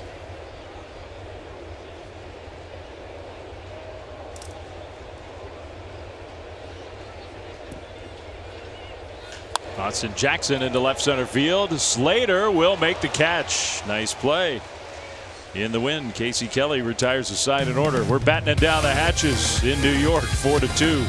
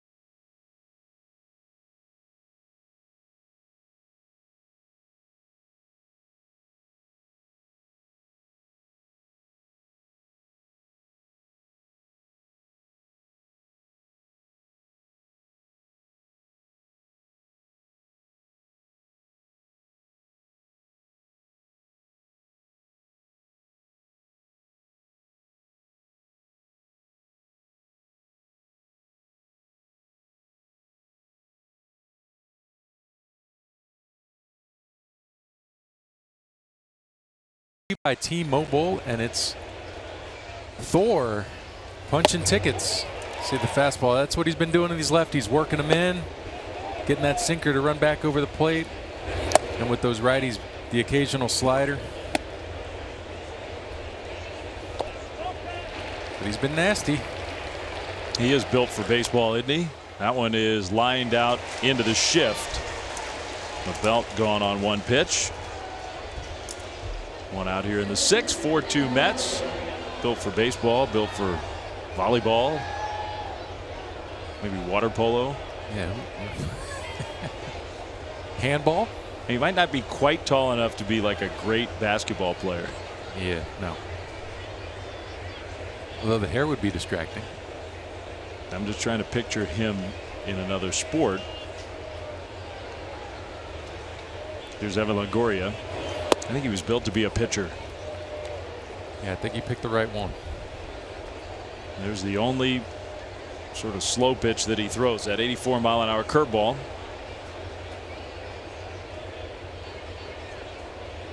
Blue Jays traded him away. He was not drafted by the Mets.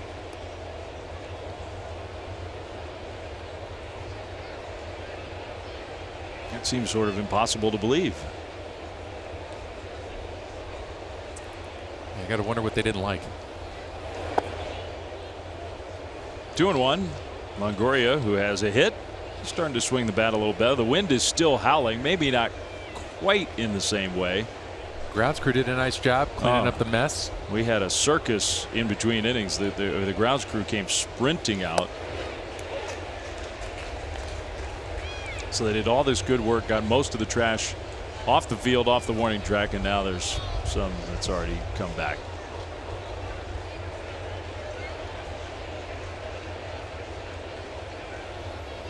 Two-two. That one right back up the middle, but on a hop. McNeil pulled out of the dirt. 2 down.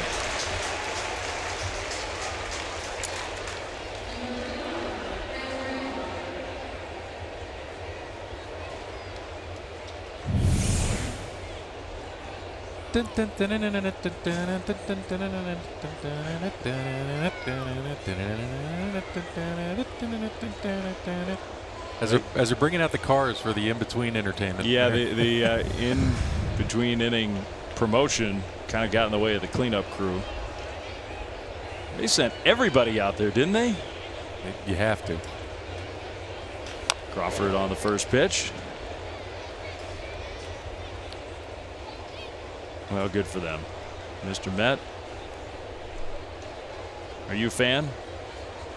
I've never been much in the mascots. Besides the Fanatic and the San Diego Chicken, that's all I really remember. I remember, who was it, Kurt Gowdy, who was running the This Week in Baseball, or it wasn't him, but Mel Allen. Mel Allen. I mean, that was, those were the things I remember as far as the mascots. Because the Orioles was just a bird, that was the only team that was nothing. I liked the bird. Yeah, I mean, he didn't have a real cool skit. It was just a cool bird. That's all.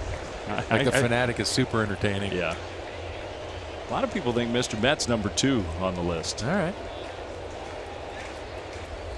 I could see it. He's entertaining too. He's playing Duck Duck Goose, it looks like.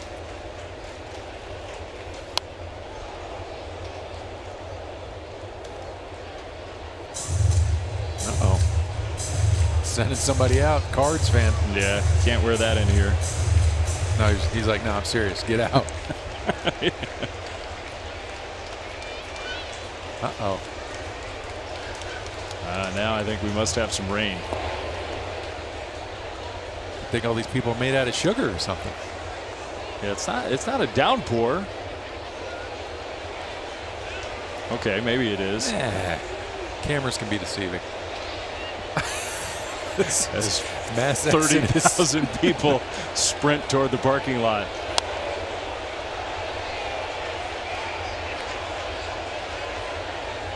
Yeah, that is a mad dash. These concourses are about to get a little crowded. We'll see if we can keep playing through this. I still think right now you wouldn't call it a real heavy rain, but if it keeps up like this, things are going to get wet.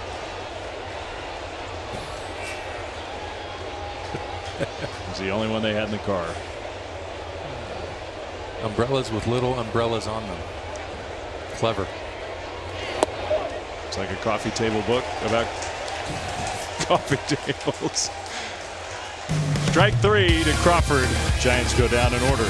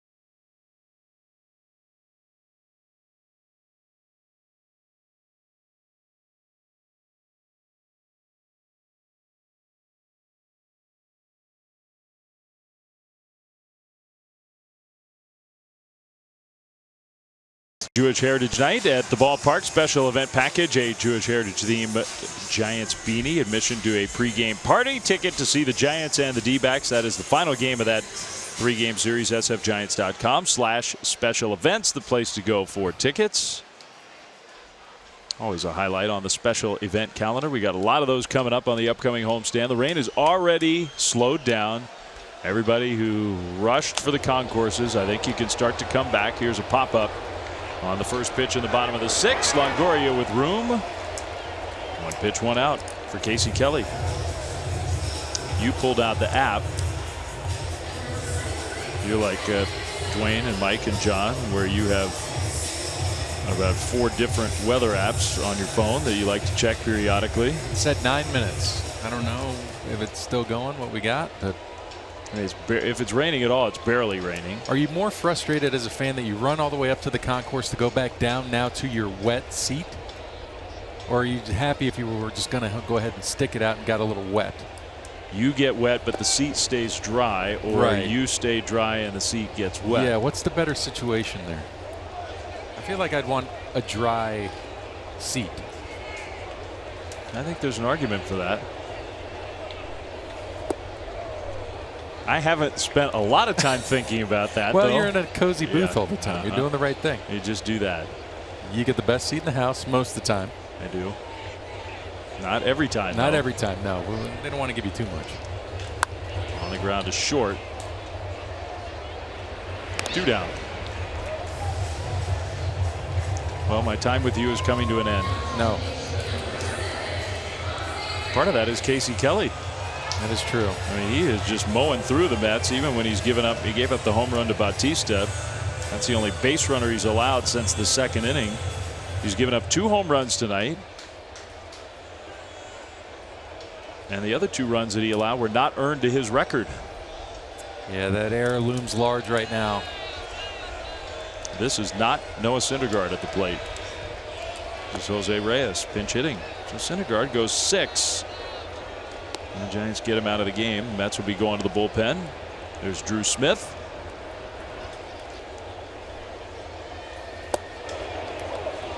1-1 to Reyes. Reyes had a big game a couple nights ago.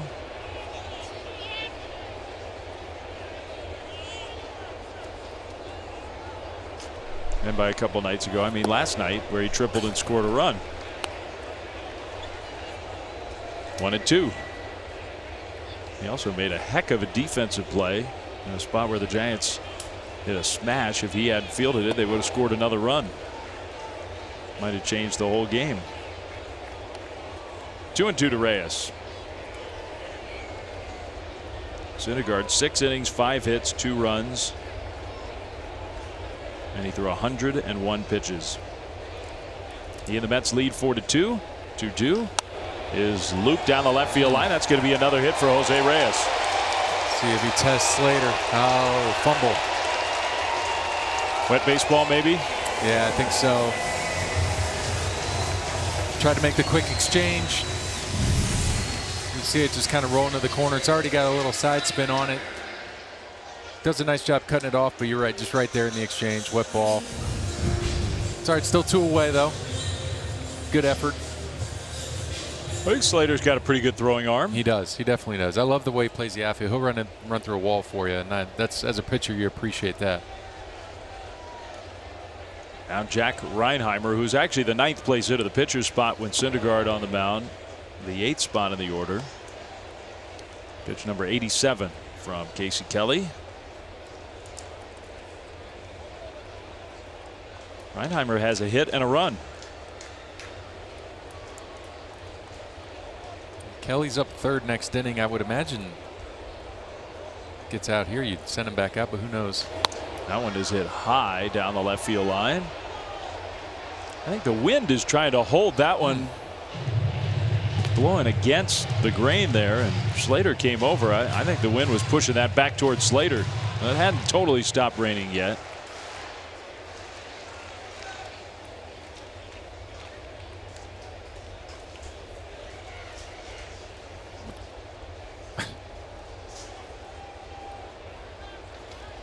Argument over foul ball. Yeah.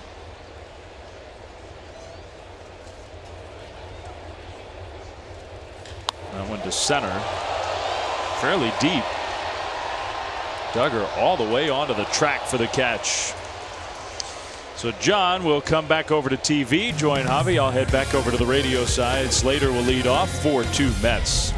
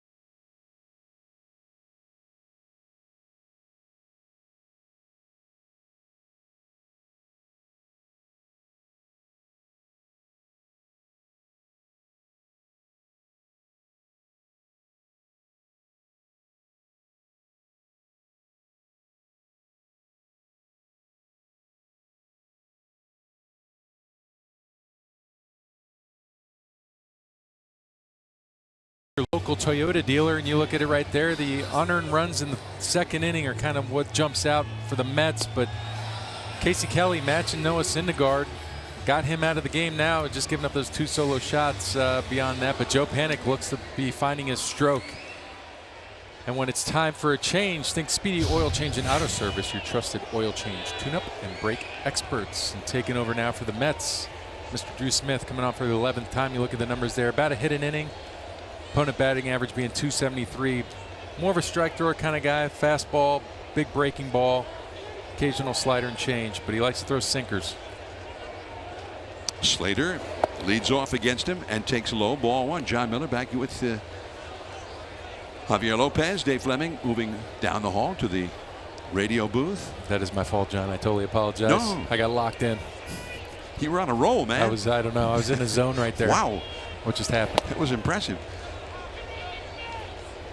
2-0 the count. Slater has singled and scored a run, and he has struck out. Giants needing to make inroads in this Mets lead against the Mets bullpen. That ball is hit well. Left center field. Deep. Still going. Way back. Adios, Pelota. A home run for Slater. That's his first this year in the big leagues. And just like that, it's a one-run game. Slater 104.8 off the bat. Smashed at 2-0. Challenge heater and let it fly. Sorry, 105 as you can see there officially.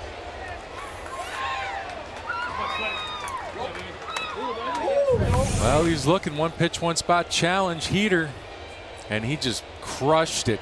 Beat him to the spot. Knew it when he hit it. Way out of here. And Gorkis Hernandez took a big healthy cut as if trying to do the same. First extra base hit of the game for the Giants. Only the third home run they've hit on this entire trip. Check swing. An appeal. No. Randazzo, the first base umpire.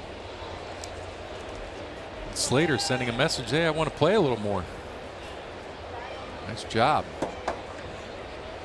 It's going to get the Mets pen going. Back to the screen. Threw that one hard. 97-mile-an-hour fastball. There's the fan with the souvenir.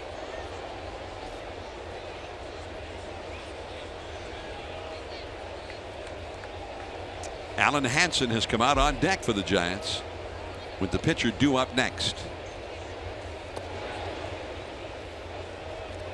Drew Smith, we showed some of his numbers. There's Hansen, number 19, in the on deck circle. That's the first home run that Drew Smith has allowed. Hunter Strickland is up in the Giants bullpen. And that is all for Hernandez. He just powered that one right by him. Hernandez is now 1 for 3 in the game.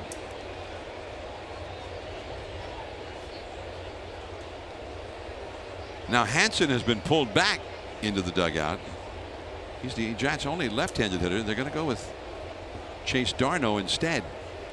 There's two left-handed hitters who are scheduled to follow the pitcher spot, Duggar and Panic. And the Mets had the left-hander, the specialist, up in the bullpen. It's almost as if Bochy thought, well, it's almost like an invitation for them to bring him in right now to face Hansen and not let Hansen bat left-handed.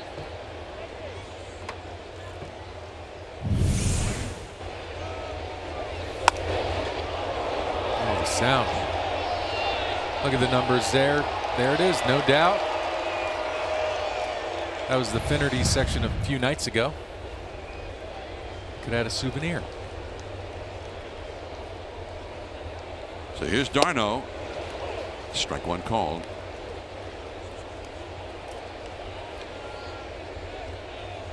But Casey Kelly out of the game now. Kept the Giants in the game. 2 earned runs allowed in the 6th. Unfortunately, the unearned runs, they don't count against your earned run average, but they count. That hit him. So he goes to first base. And hopefully he's okay.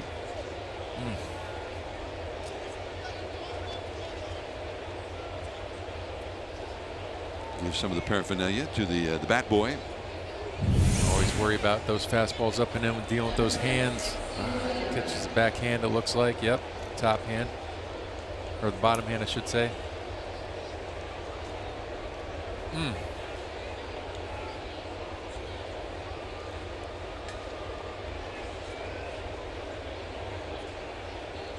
This can be dangerous. See it.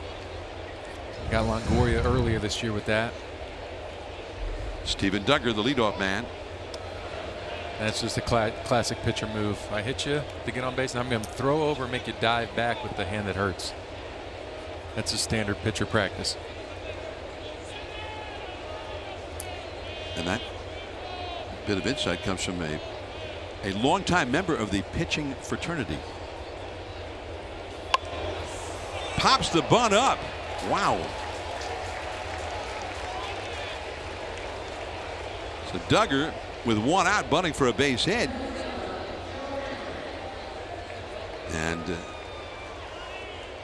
back to the drawing board on the bunting game. Here comes Joe Panik, who's had 2 hits. And now the Mets manager, Mickey Callaway, is going to make a change. It appears he's got Blevins, the left-hander, ready in the bullpen. Well, he got somebody else up out there now. That's Gesellman. But it's going to, he's just getting up now. But Blevins had already moved to the gate. So he is the one who's going to come in now. Jerry Blevins, longtime veteran. Runner at first, 2 down. Joe Panik to hit it with Posey on deck. We'll be right back.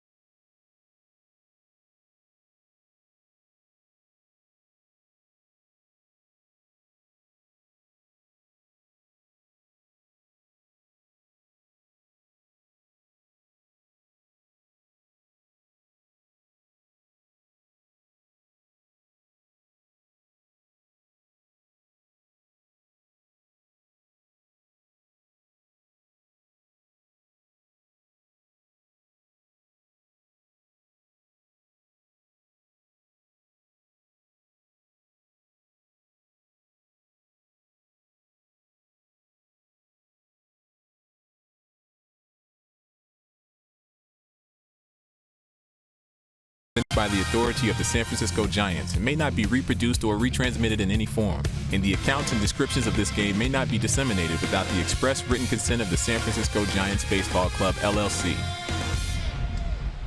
Citi Field in New York, and the Giants are trailing 4-3. A runner is at first, a very fast runner, Chase Darno, and Joe Panik up against the left-hander Jerry Blevins, just in for the Mets bullpen. Darno back to the bag safely at first.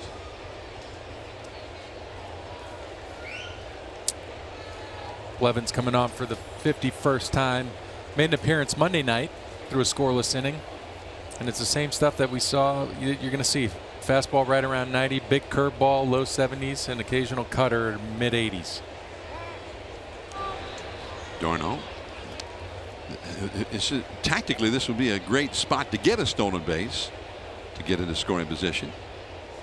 Darno has excellent speed. Hasn't actually stolen a base in the big leagues this year.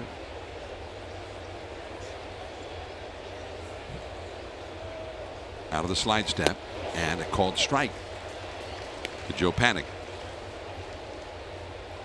Blevins has been pretty hot. He's been unscored upon in the last 9 2/3 innings that he's thrown. That's covered 12 appearances. So he's out there with a lot of confidence, but so's Joe Panik, putting together some pretty good swings tonight. Had base hits in his last 2 at bats. That was a foul tip. And he's behind now, 0-2. 69-mile-an-hour curveball.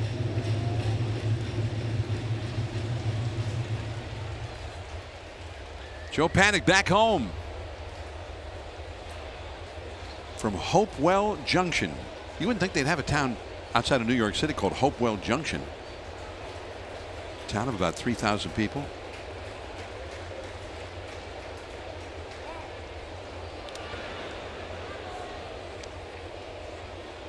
It's like they built a town that was supposed to be out in Iowa,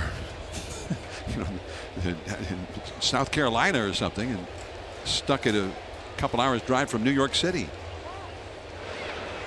Darno scampering back, standing up.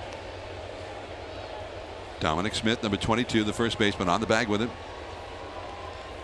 No balls, 2 strikes to count to Joe Panic. This would be a good time to try something if you are Darno.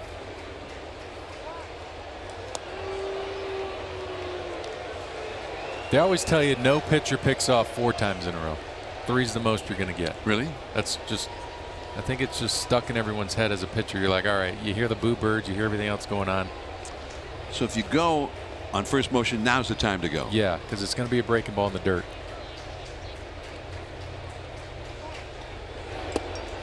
Well, it was a breaking ball. Or in.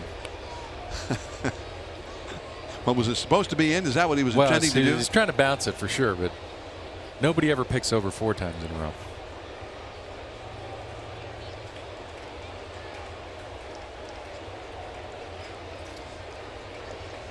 One ball, 2 strikes. There he goes. In the dirt, and he steals it uncontested. I felt like you called that one. Just the pitch earlier. Nice job by Chase. Hey, that's a real good job. The way Joe's been swinging. Now you got a runner in scoring position, lays off this breaking ball down. That's Jerry's go-to pitch to get you out.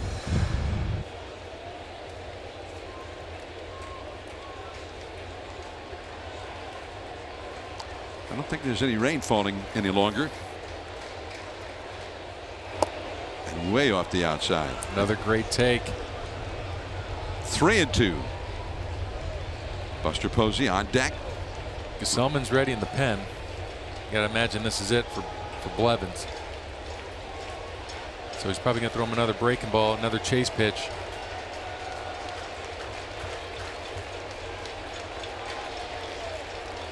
Popped up.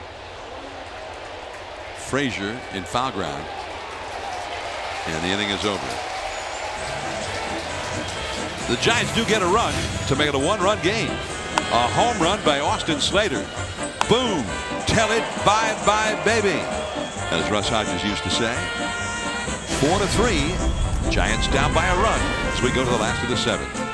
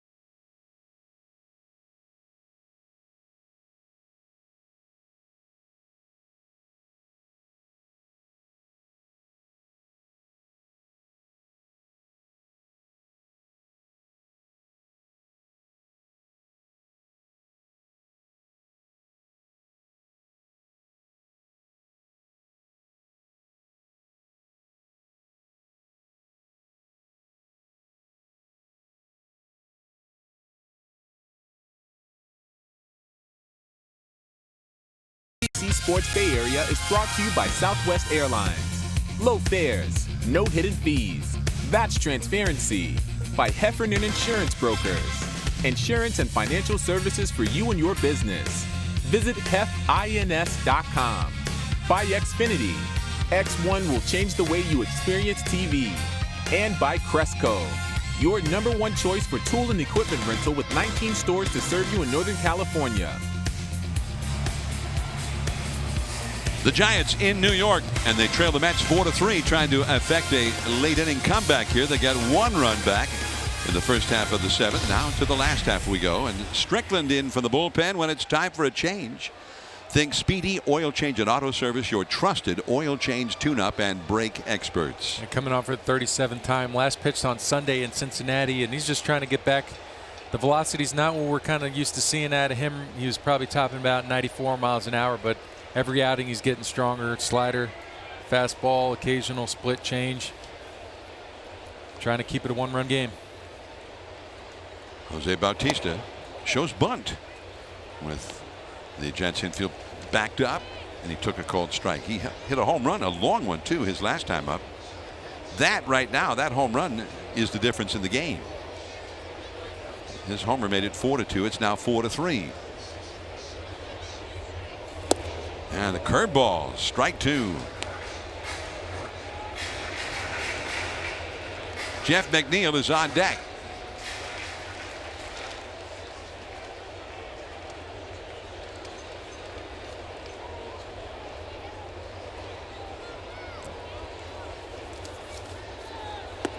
Struck him out with the curve. Wow, threw a couple of good ones there. Yeah, really nice. There comes Jeff McNeil. See the snap on that breaking ball, diving down out of the plate. Looks like a strike till about halfway. See you later. Legs out of that swing. Nice job. Starting pitcher Casey Kelly is out. He went 6 innings, 4 runs allowed, but 2 earned on 7 hits. And he's off the outside. McNeil was 7 for 7 in this series with 2 hits tonight when he grounded out in the 4th. First time the Giants have ever retired. I mean, and he had 8 straight hits overall. That one's right back to Strickland. 2 down. But he set a Mets rookie record with 8 consecutive hits. No Mets rookie had ever done that before. And he was just 1 hit away from the all-time Mets record by a veteran or by anybody. 9 consecutive hits is the Mets club record, jointly held by Jose Vizcaíno, who also was a former Giant, and John Olerud, who was an outstanding hitter. Played for a few different teams, including the Mets. 2 down, nobody on. Here's Todd Frazier. He's knocked in a run with a long double to left center. That one just missed.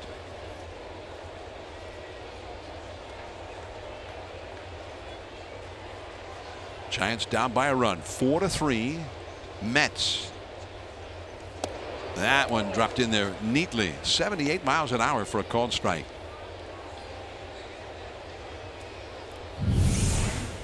See it again. You know, big breaker. Never a bad time to use that pitch. That ball is hit high in the air, deep down the left field line. Slater back into the corner, at the wall. He leaps, and it's a home run over the orange line.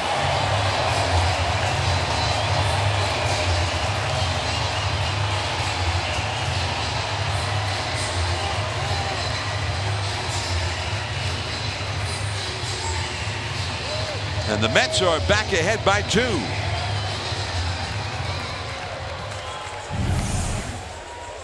See Slater's effort, missed it by probably like a foot, it looks like.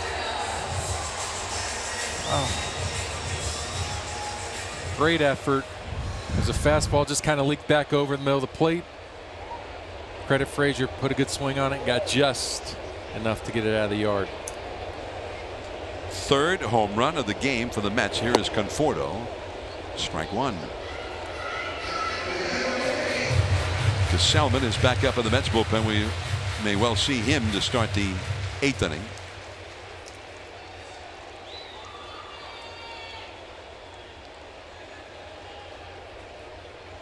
That ball seemed to carry well. There was a time there when the rain, a little bit before the rain came, a really howling wind started blowing straight in from left field. Checking the flag, that looks like the wind is still blowing in from left. Center field, that's going to get in there for a base hit. Conforto's first hit of the game.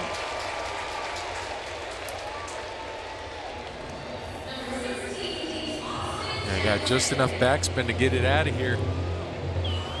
Slater had to run a long way. Thought for a chance he was going to make a web gem, a great play, but just missed it by about a foot. Again, another solo home run. 3 solos. Dominic Smith in the second, Jose Bautista in the fourth, and now Frazier here in the seventh.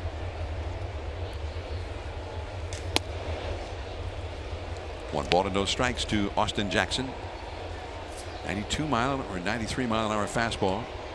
We're used to seeing with Strickland 95 and above. I think he's going to get there. When you break your hand, I mean, I think it's just one of those things where it's going to take a little bit of time getting the reps up here to get your arm speed back.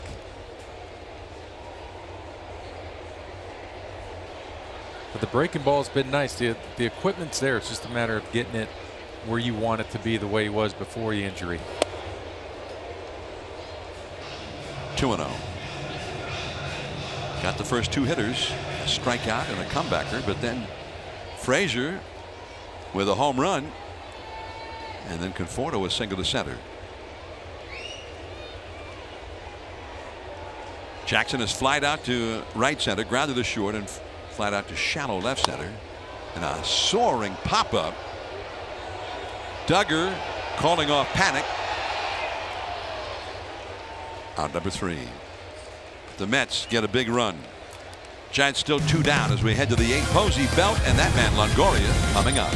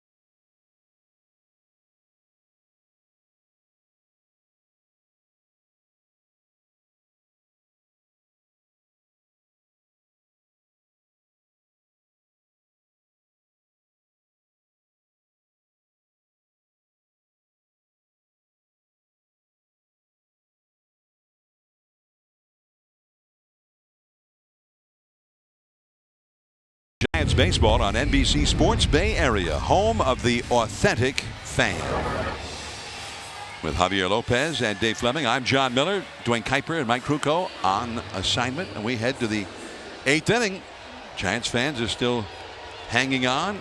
Yeah, she was videotaping something that really looked disgusting, and they're all laughing about it, so I'm not sure what was going on there.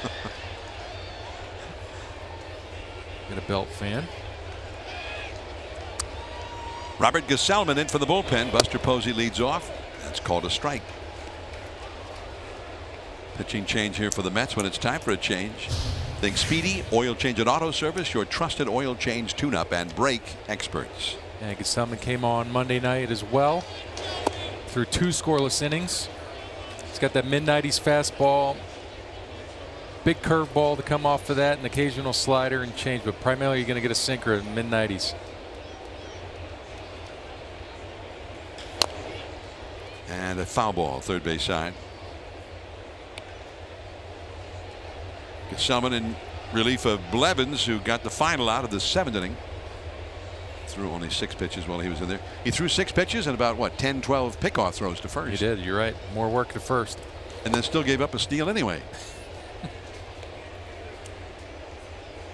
But The Giants stole the bag. Blevins got the main task done, which was retiring Joe Panic. Oh, spun that one in there. Buster was frozen. Strike 3 called. Manage your dream team in franchise mode, plus get weekly stats, roster updates, and more. RBI Baseball 18 is available now. Learn more at rbigame.com, rated E for everyone. Brandon Belt 0 for 3 in the game. They got the overshift on for him. He was a little bit late on that 96-mile-an-hour fastball. 5 runs, 9 hits for the Mets, 3 runs, 6 hits, and 2 errors for the Giants. There you see where everybody is playing. Who is where? Whom is where? First base. Frazier, the only infielder on the left side. Gesellman thought better of throwing that one. 1 ball, 1 strike. Second baseman McNeil is 35 feet into the outfield. There's the Belt fan hoping and wishing. 92-mile-an-hour. Is that a cutter, slider? Yeah, What is that? That's that slider. He'll mix it in.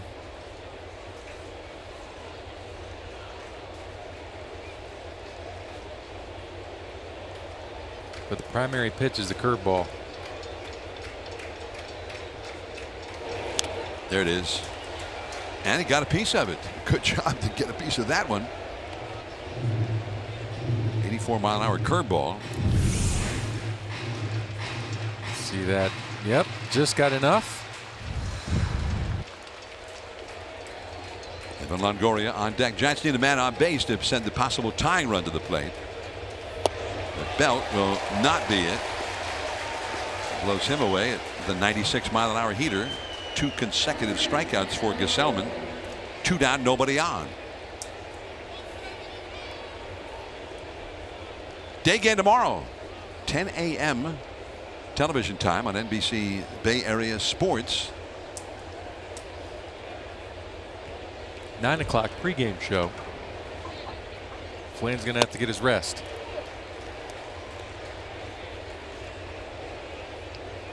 Well, and I mean, where Flan is, it's what, 6:30.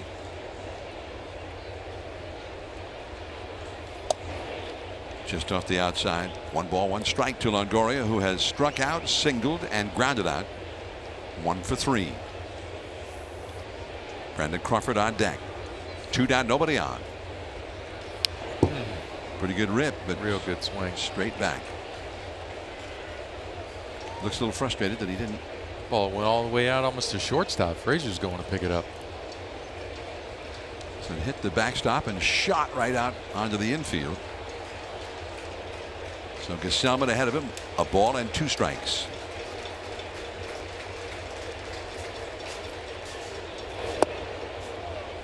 Nice job laying off. Real tough breaking ball to take, but nice job. Just looking for something middle that he can drive here. Trying to get on base, trying to get the tying run to the plate. Very softly hit. Reinheimer just got him. 3 up, 3 down. 5-3 Mets as we go to the last of the 8th.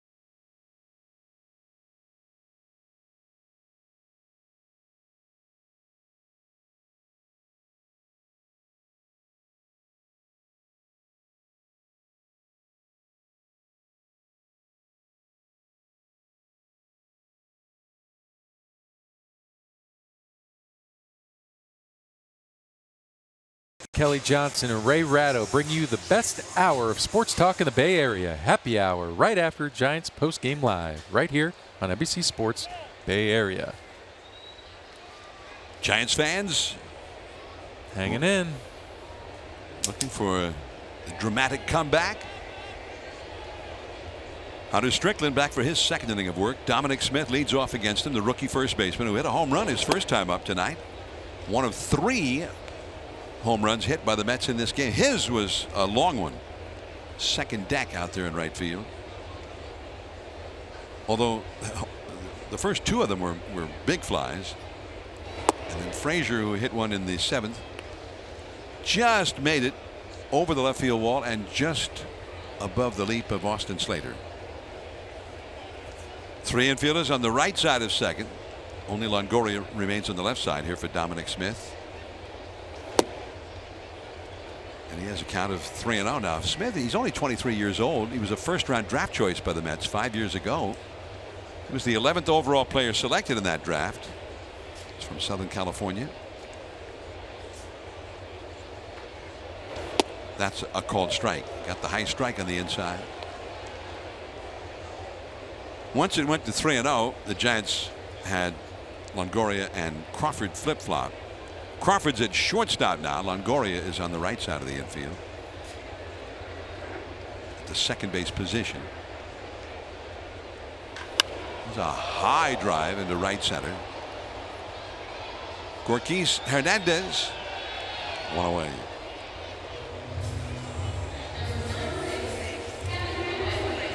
Now Plawecki will come up. Dodgers play at home against the Cardinals. That game will be starting in about 35 minutes. Jack Flaherty, who grew up in Southern California, will face the Dodgers for the very first time in his career. He's been a pretty good pitcher for the Brewers. He really has. 3.05 ERA. Walker Buehler, who's done pretty well for the Dodgers, although lately he's not been as strong. He goes for LA. And he's trying to be the stopper. The Cardinals have won the first 2 games of that series. The Cardinals, they're doing that in just about every series here lately. They're getting hot. Plawecki is grounded to short, flied out to center, and grounded to short again. Pitcher's spot due up next, and Wilmer Flores has come out on deck. That's a foul, but back to the screen. Strike 2. There's the birthday boy, Chris Stratton, turning 28 today. Coming off a real good outing last night. Really looked good, looked sharp. Something to build off of. A lot of young men right there that are vying for some spots.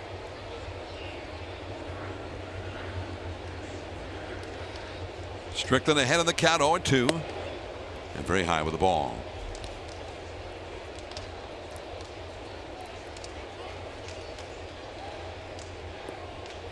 The Giants looking ahead to their 9th inning. Brandon Crawford scheduled to lead off, then Austin Slater and Gorkis Hernandez. They still have Alan Hansen available on the bench. That's high and tight. 2-2. They still have Andrew McCutchen available on the bench. Hunter Pence. Mets have both a left-hander and a right-hander warming up in their bullpen.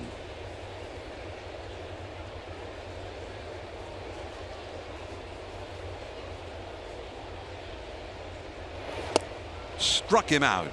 Fastball right on the outside edge. See the fastball here, trying to get it away. Does exactly that. Hits the Buster Posey's mitt. Well executed. And this is good for Hunter to get these reps, get him out, get comfortable being out on the mound. It's good to just see him back in the uniform.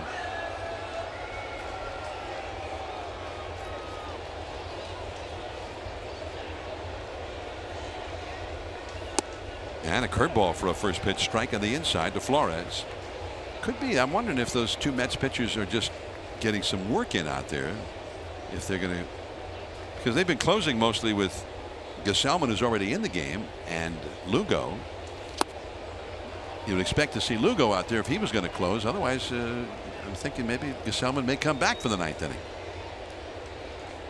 It's just speculation. They have Crawford, the left-handed hitter, to lead off, so maybe they want to bring Zamora, the lefty, in to face him to start the inning. It looks like it's going to be situational save. That ball is hit high in the air along the left field line.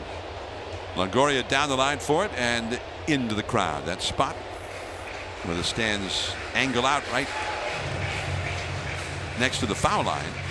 Crawford, Longoria both gave chase, as did the left fielder Austin Slater. Crow with some fancy footwork, except for that last step.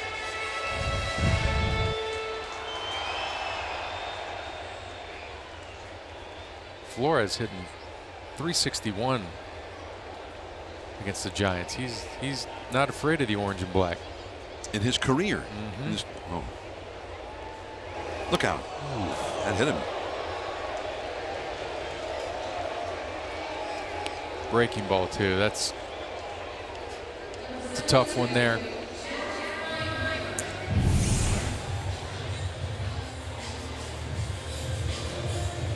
Actually, it looked like a split.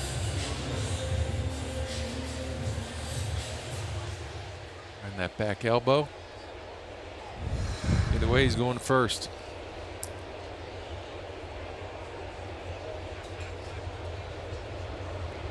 Reinheimer, the ninth place hitter, 1 for 3 with a run scored.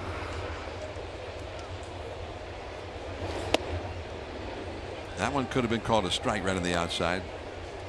1 ball, no strikes. So Zamora, the lefty, Sewald, the righty, up in the Mets bullpen. 2 down, a runner at first. 5-3, the Mets lead. And that's ball 2. That's pitch number 30, thrown by Strickland.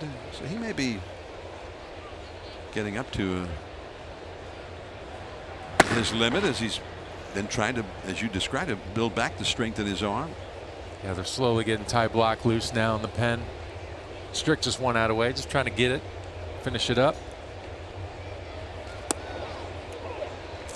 2-1. And you saw Zamora, and you see Ty Block there.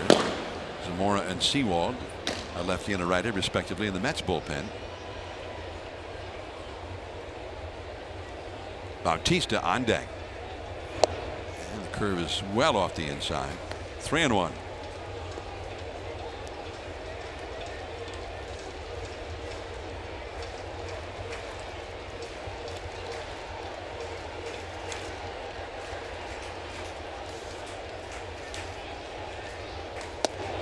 Right there on the outside. 3-2. Strickland missed 50 games.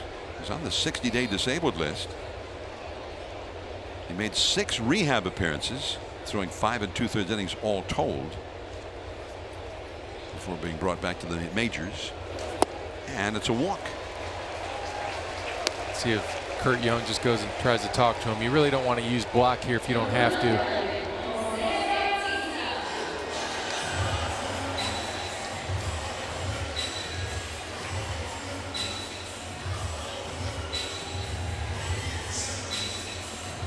.34 pitches thrown by Hunter Strickland. Strickland is in his 37th big league game of the year. He pitched over the weekend in Cincinnati. He was just activated back from the disabled list in time for the Saturday game. He pitched an inning Saturday and went 2/3 of an inning on Sunday.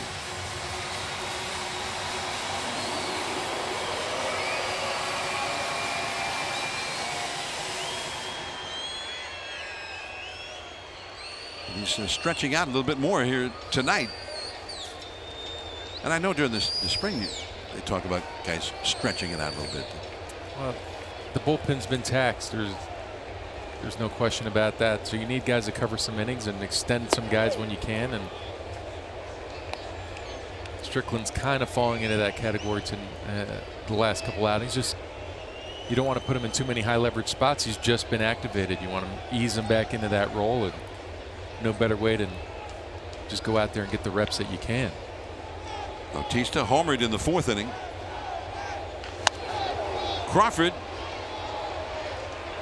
And the inning is over. So he gets through it. 2 men stranded. The Giants need 2. Crawford, Slater, and Gorkis Hernandez due up 5-3 Mets.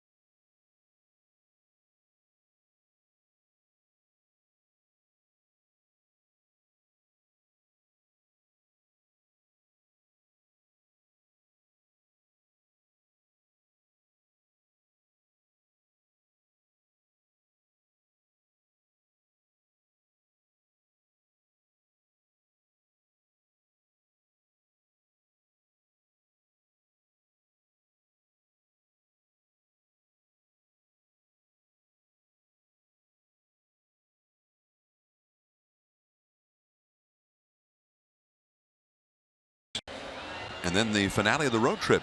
10:10 first pitch.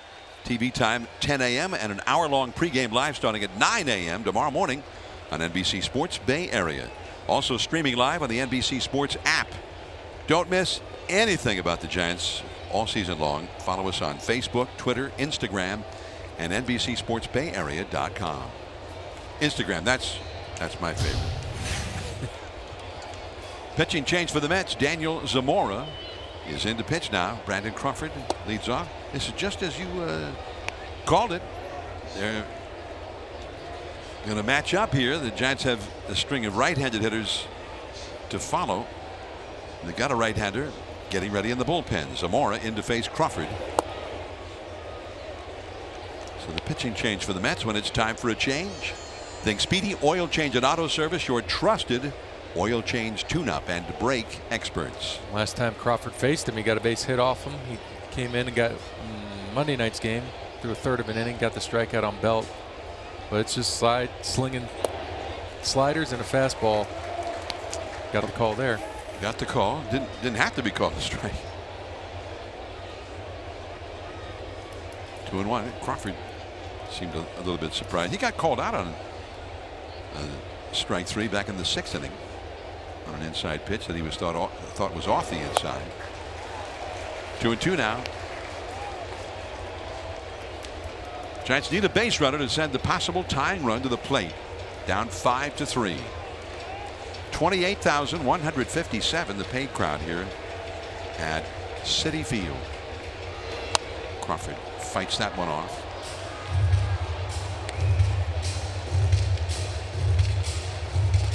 Five runs, 9 hits for the Mets, 3 runs, 6 hits, and 2 errors for the Giants.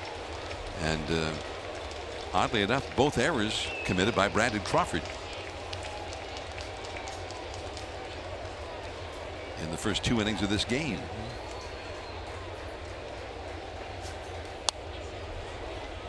That one laid out over the heart of the plate, fouled straight back.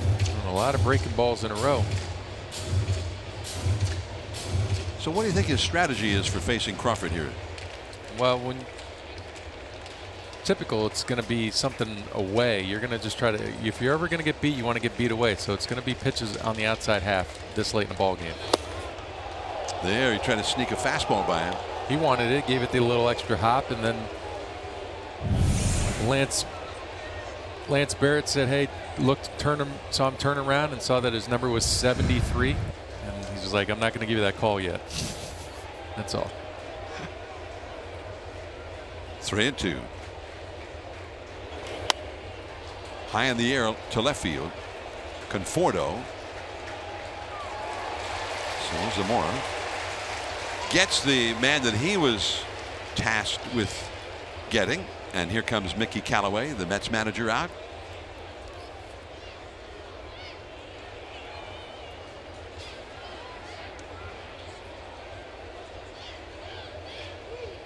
And this will be Sewald coming in. Paul Sewald. The Giants have Slater due up. 5-3 Mets, and we'll be right back.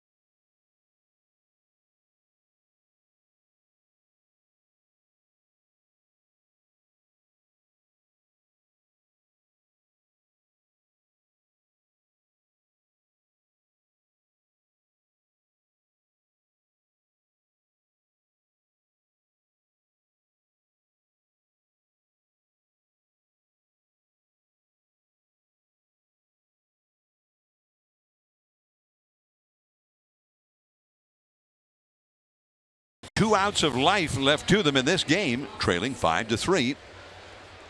And the Mets have gone to their bullpen for the right-hander, Paul Sewald. Yeah, coming on for the 37th time yet again. Another guy that came in Monday night. He pitched before Zamora did. He gave up just one hit, got one strikeout.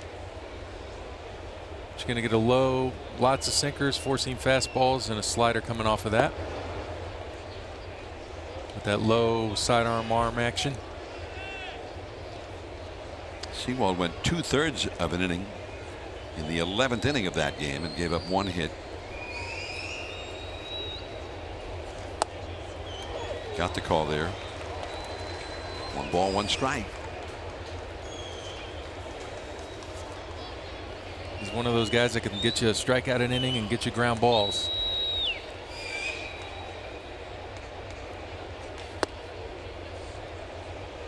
Slater hit a home run his last time in the 7th inning.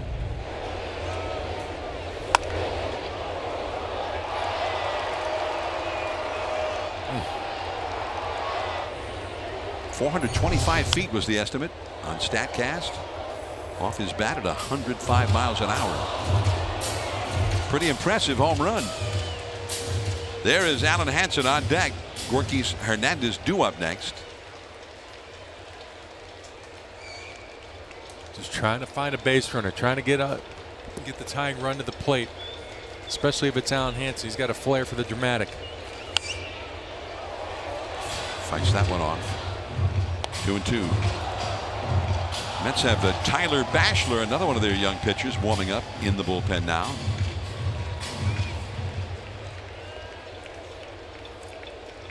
Sewald is 28 years old, from Las Vegas.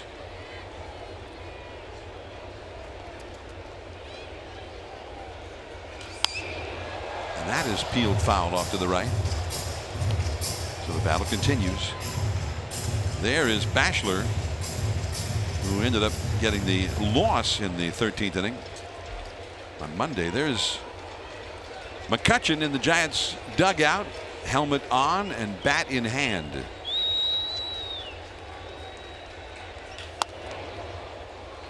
Reinheimer. 2 down. So Sewald wins that duel after a long battle. So 2 down, nobody on, and that leaves it to Alan Hansen.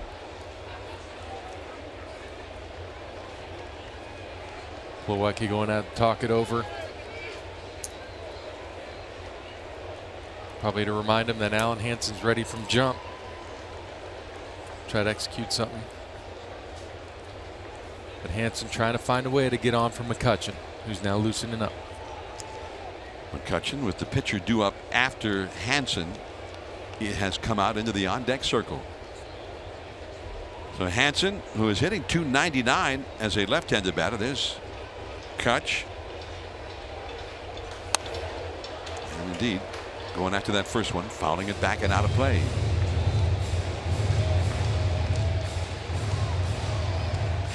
Five to 3 Mets. The Mets went ahead with a 3-run second inning. They've been ahead ever since, so the Giants got 2 in the third. Mets have hit a couple of solo homers since taking the lead. Bautista made it 4-2 New York with a homer in the 4th.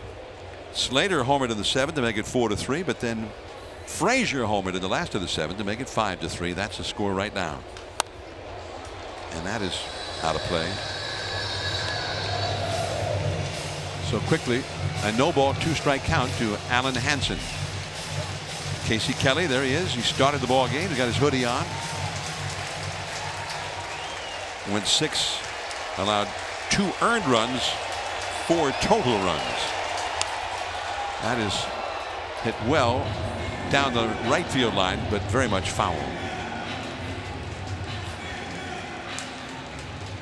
Kelly's night through 89 pitches. No walks.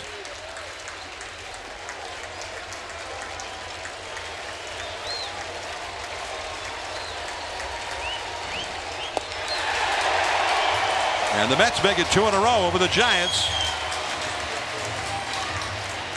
They came back late last night to beat the Giants and jumped ahead early to beat them here tonight. They did in an uncharacteristic error that 3rd inning. When you look at it, those 2 unearned runs are the difference. And you know, for the Giants again, they battled Noah Syndergaard very, very well. They made him work, got him out of there after 6 innings. And you want to do that. That's usually what you want to do, get into a bullpen and beat them. They just weren't able to get those last couple of runs across to tie this ball game or take the lead. Well, the Mets win it 5-3. Syndergaard the winner over Kelly. Sewald with his first career save. Thanks for joining us. I'm John Miller for Javier Lopez and Dave Fleming. Now stay tuned for Giants postgame live presented by Toyota now.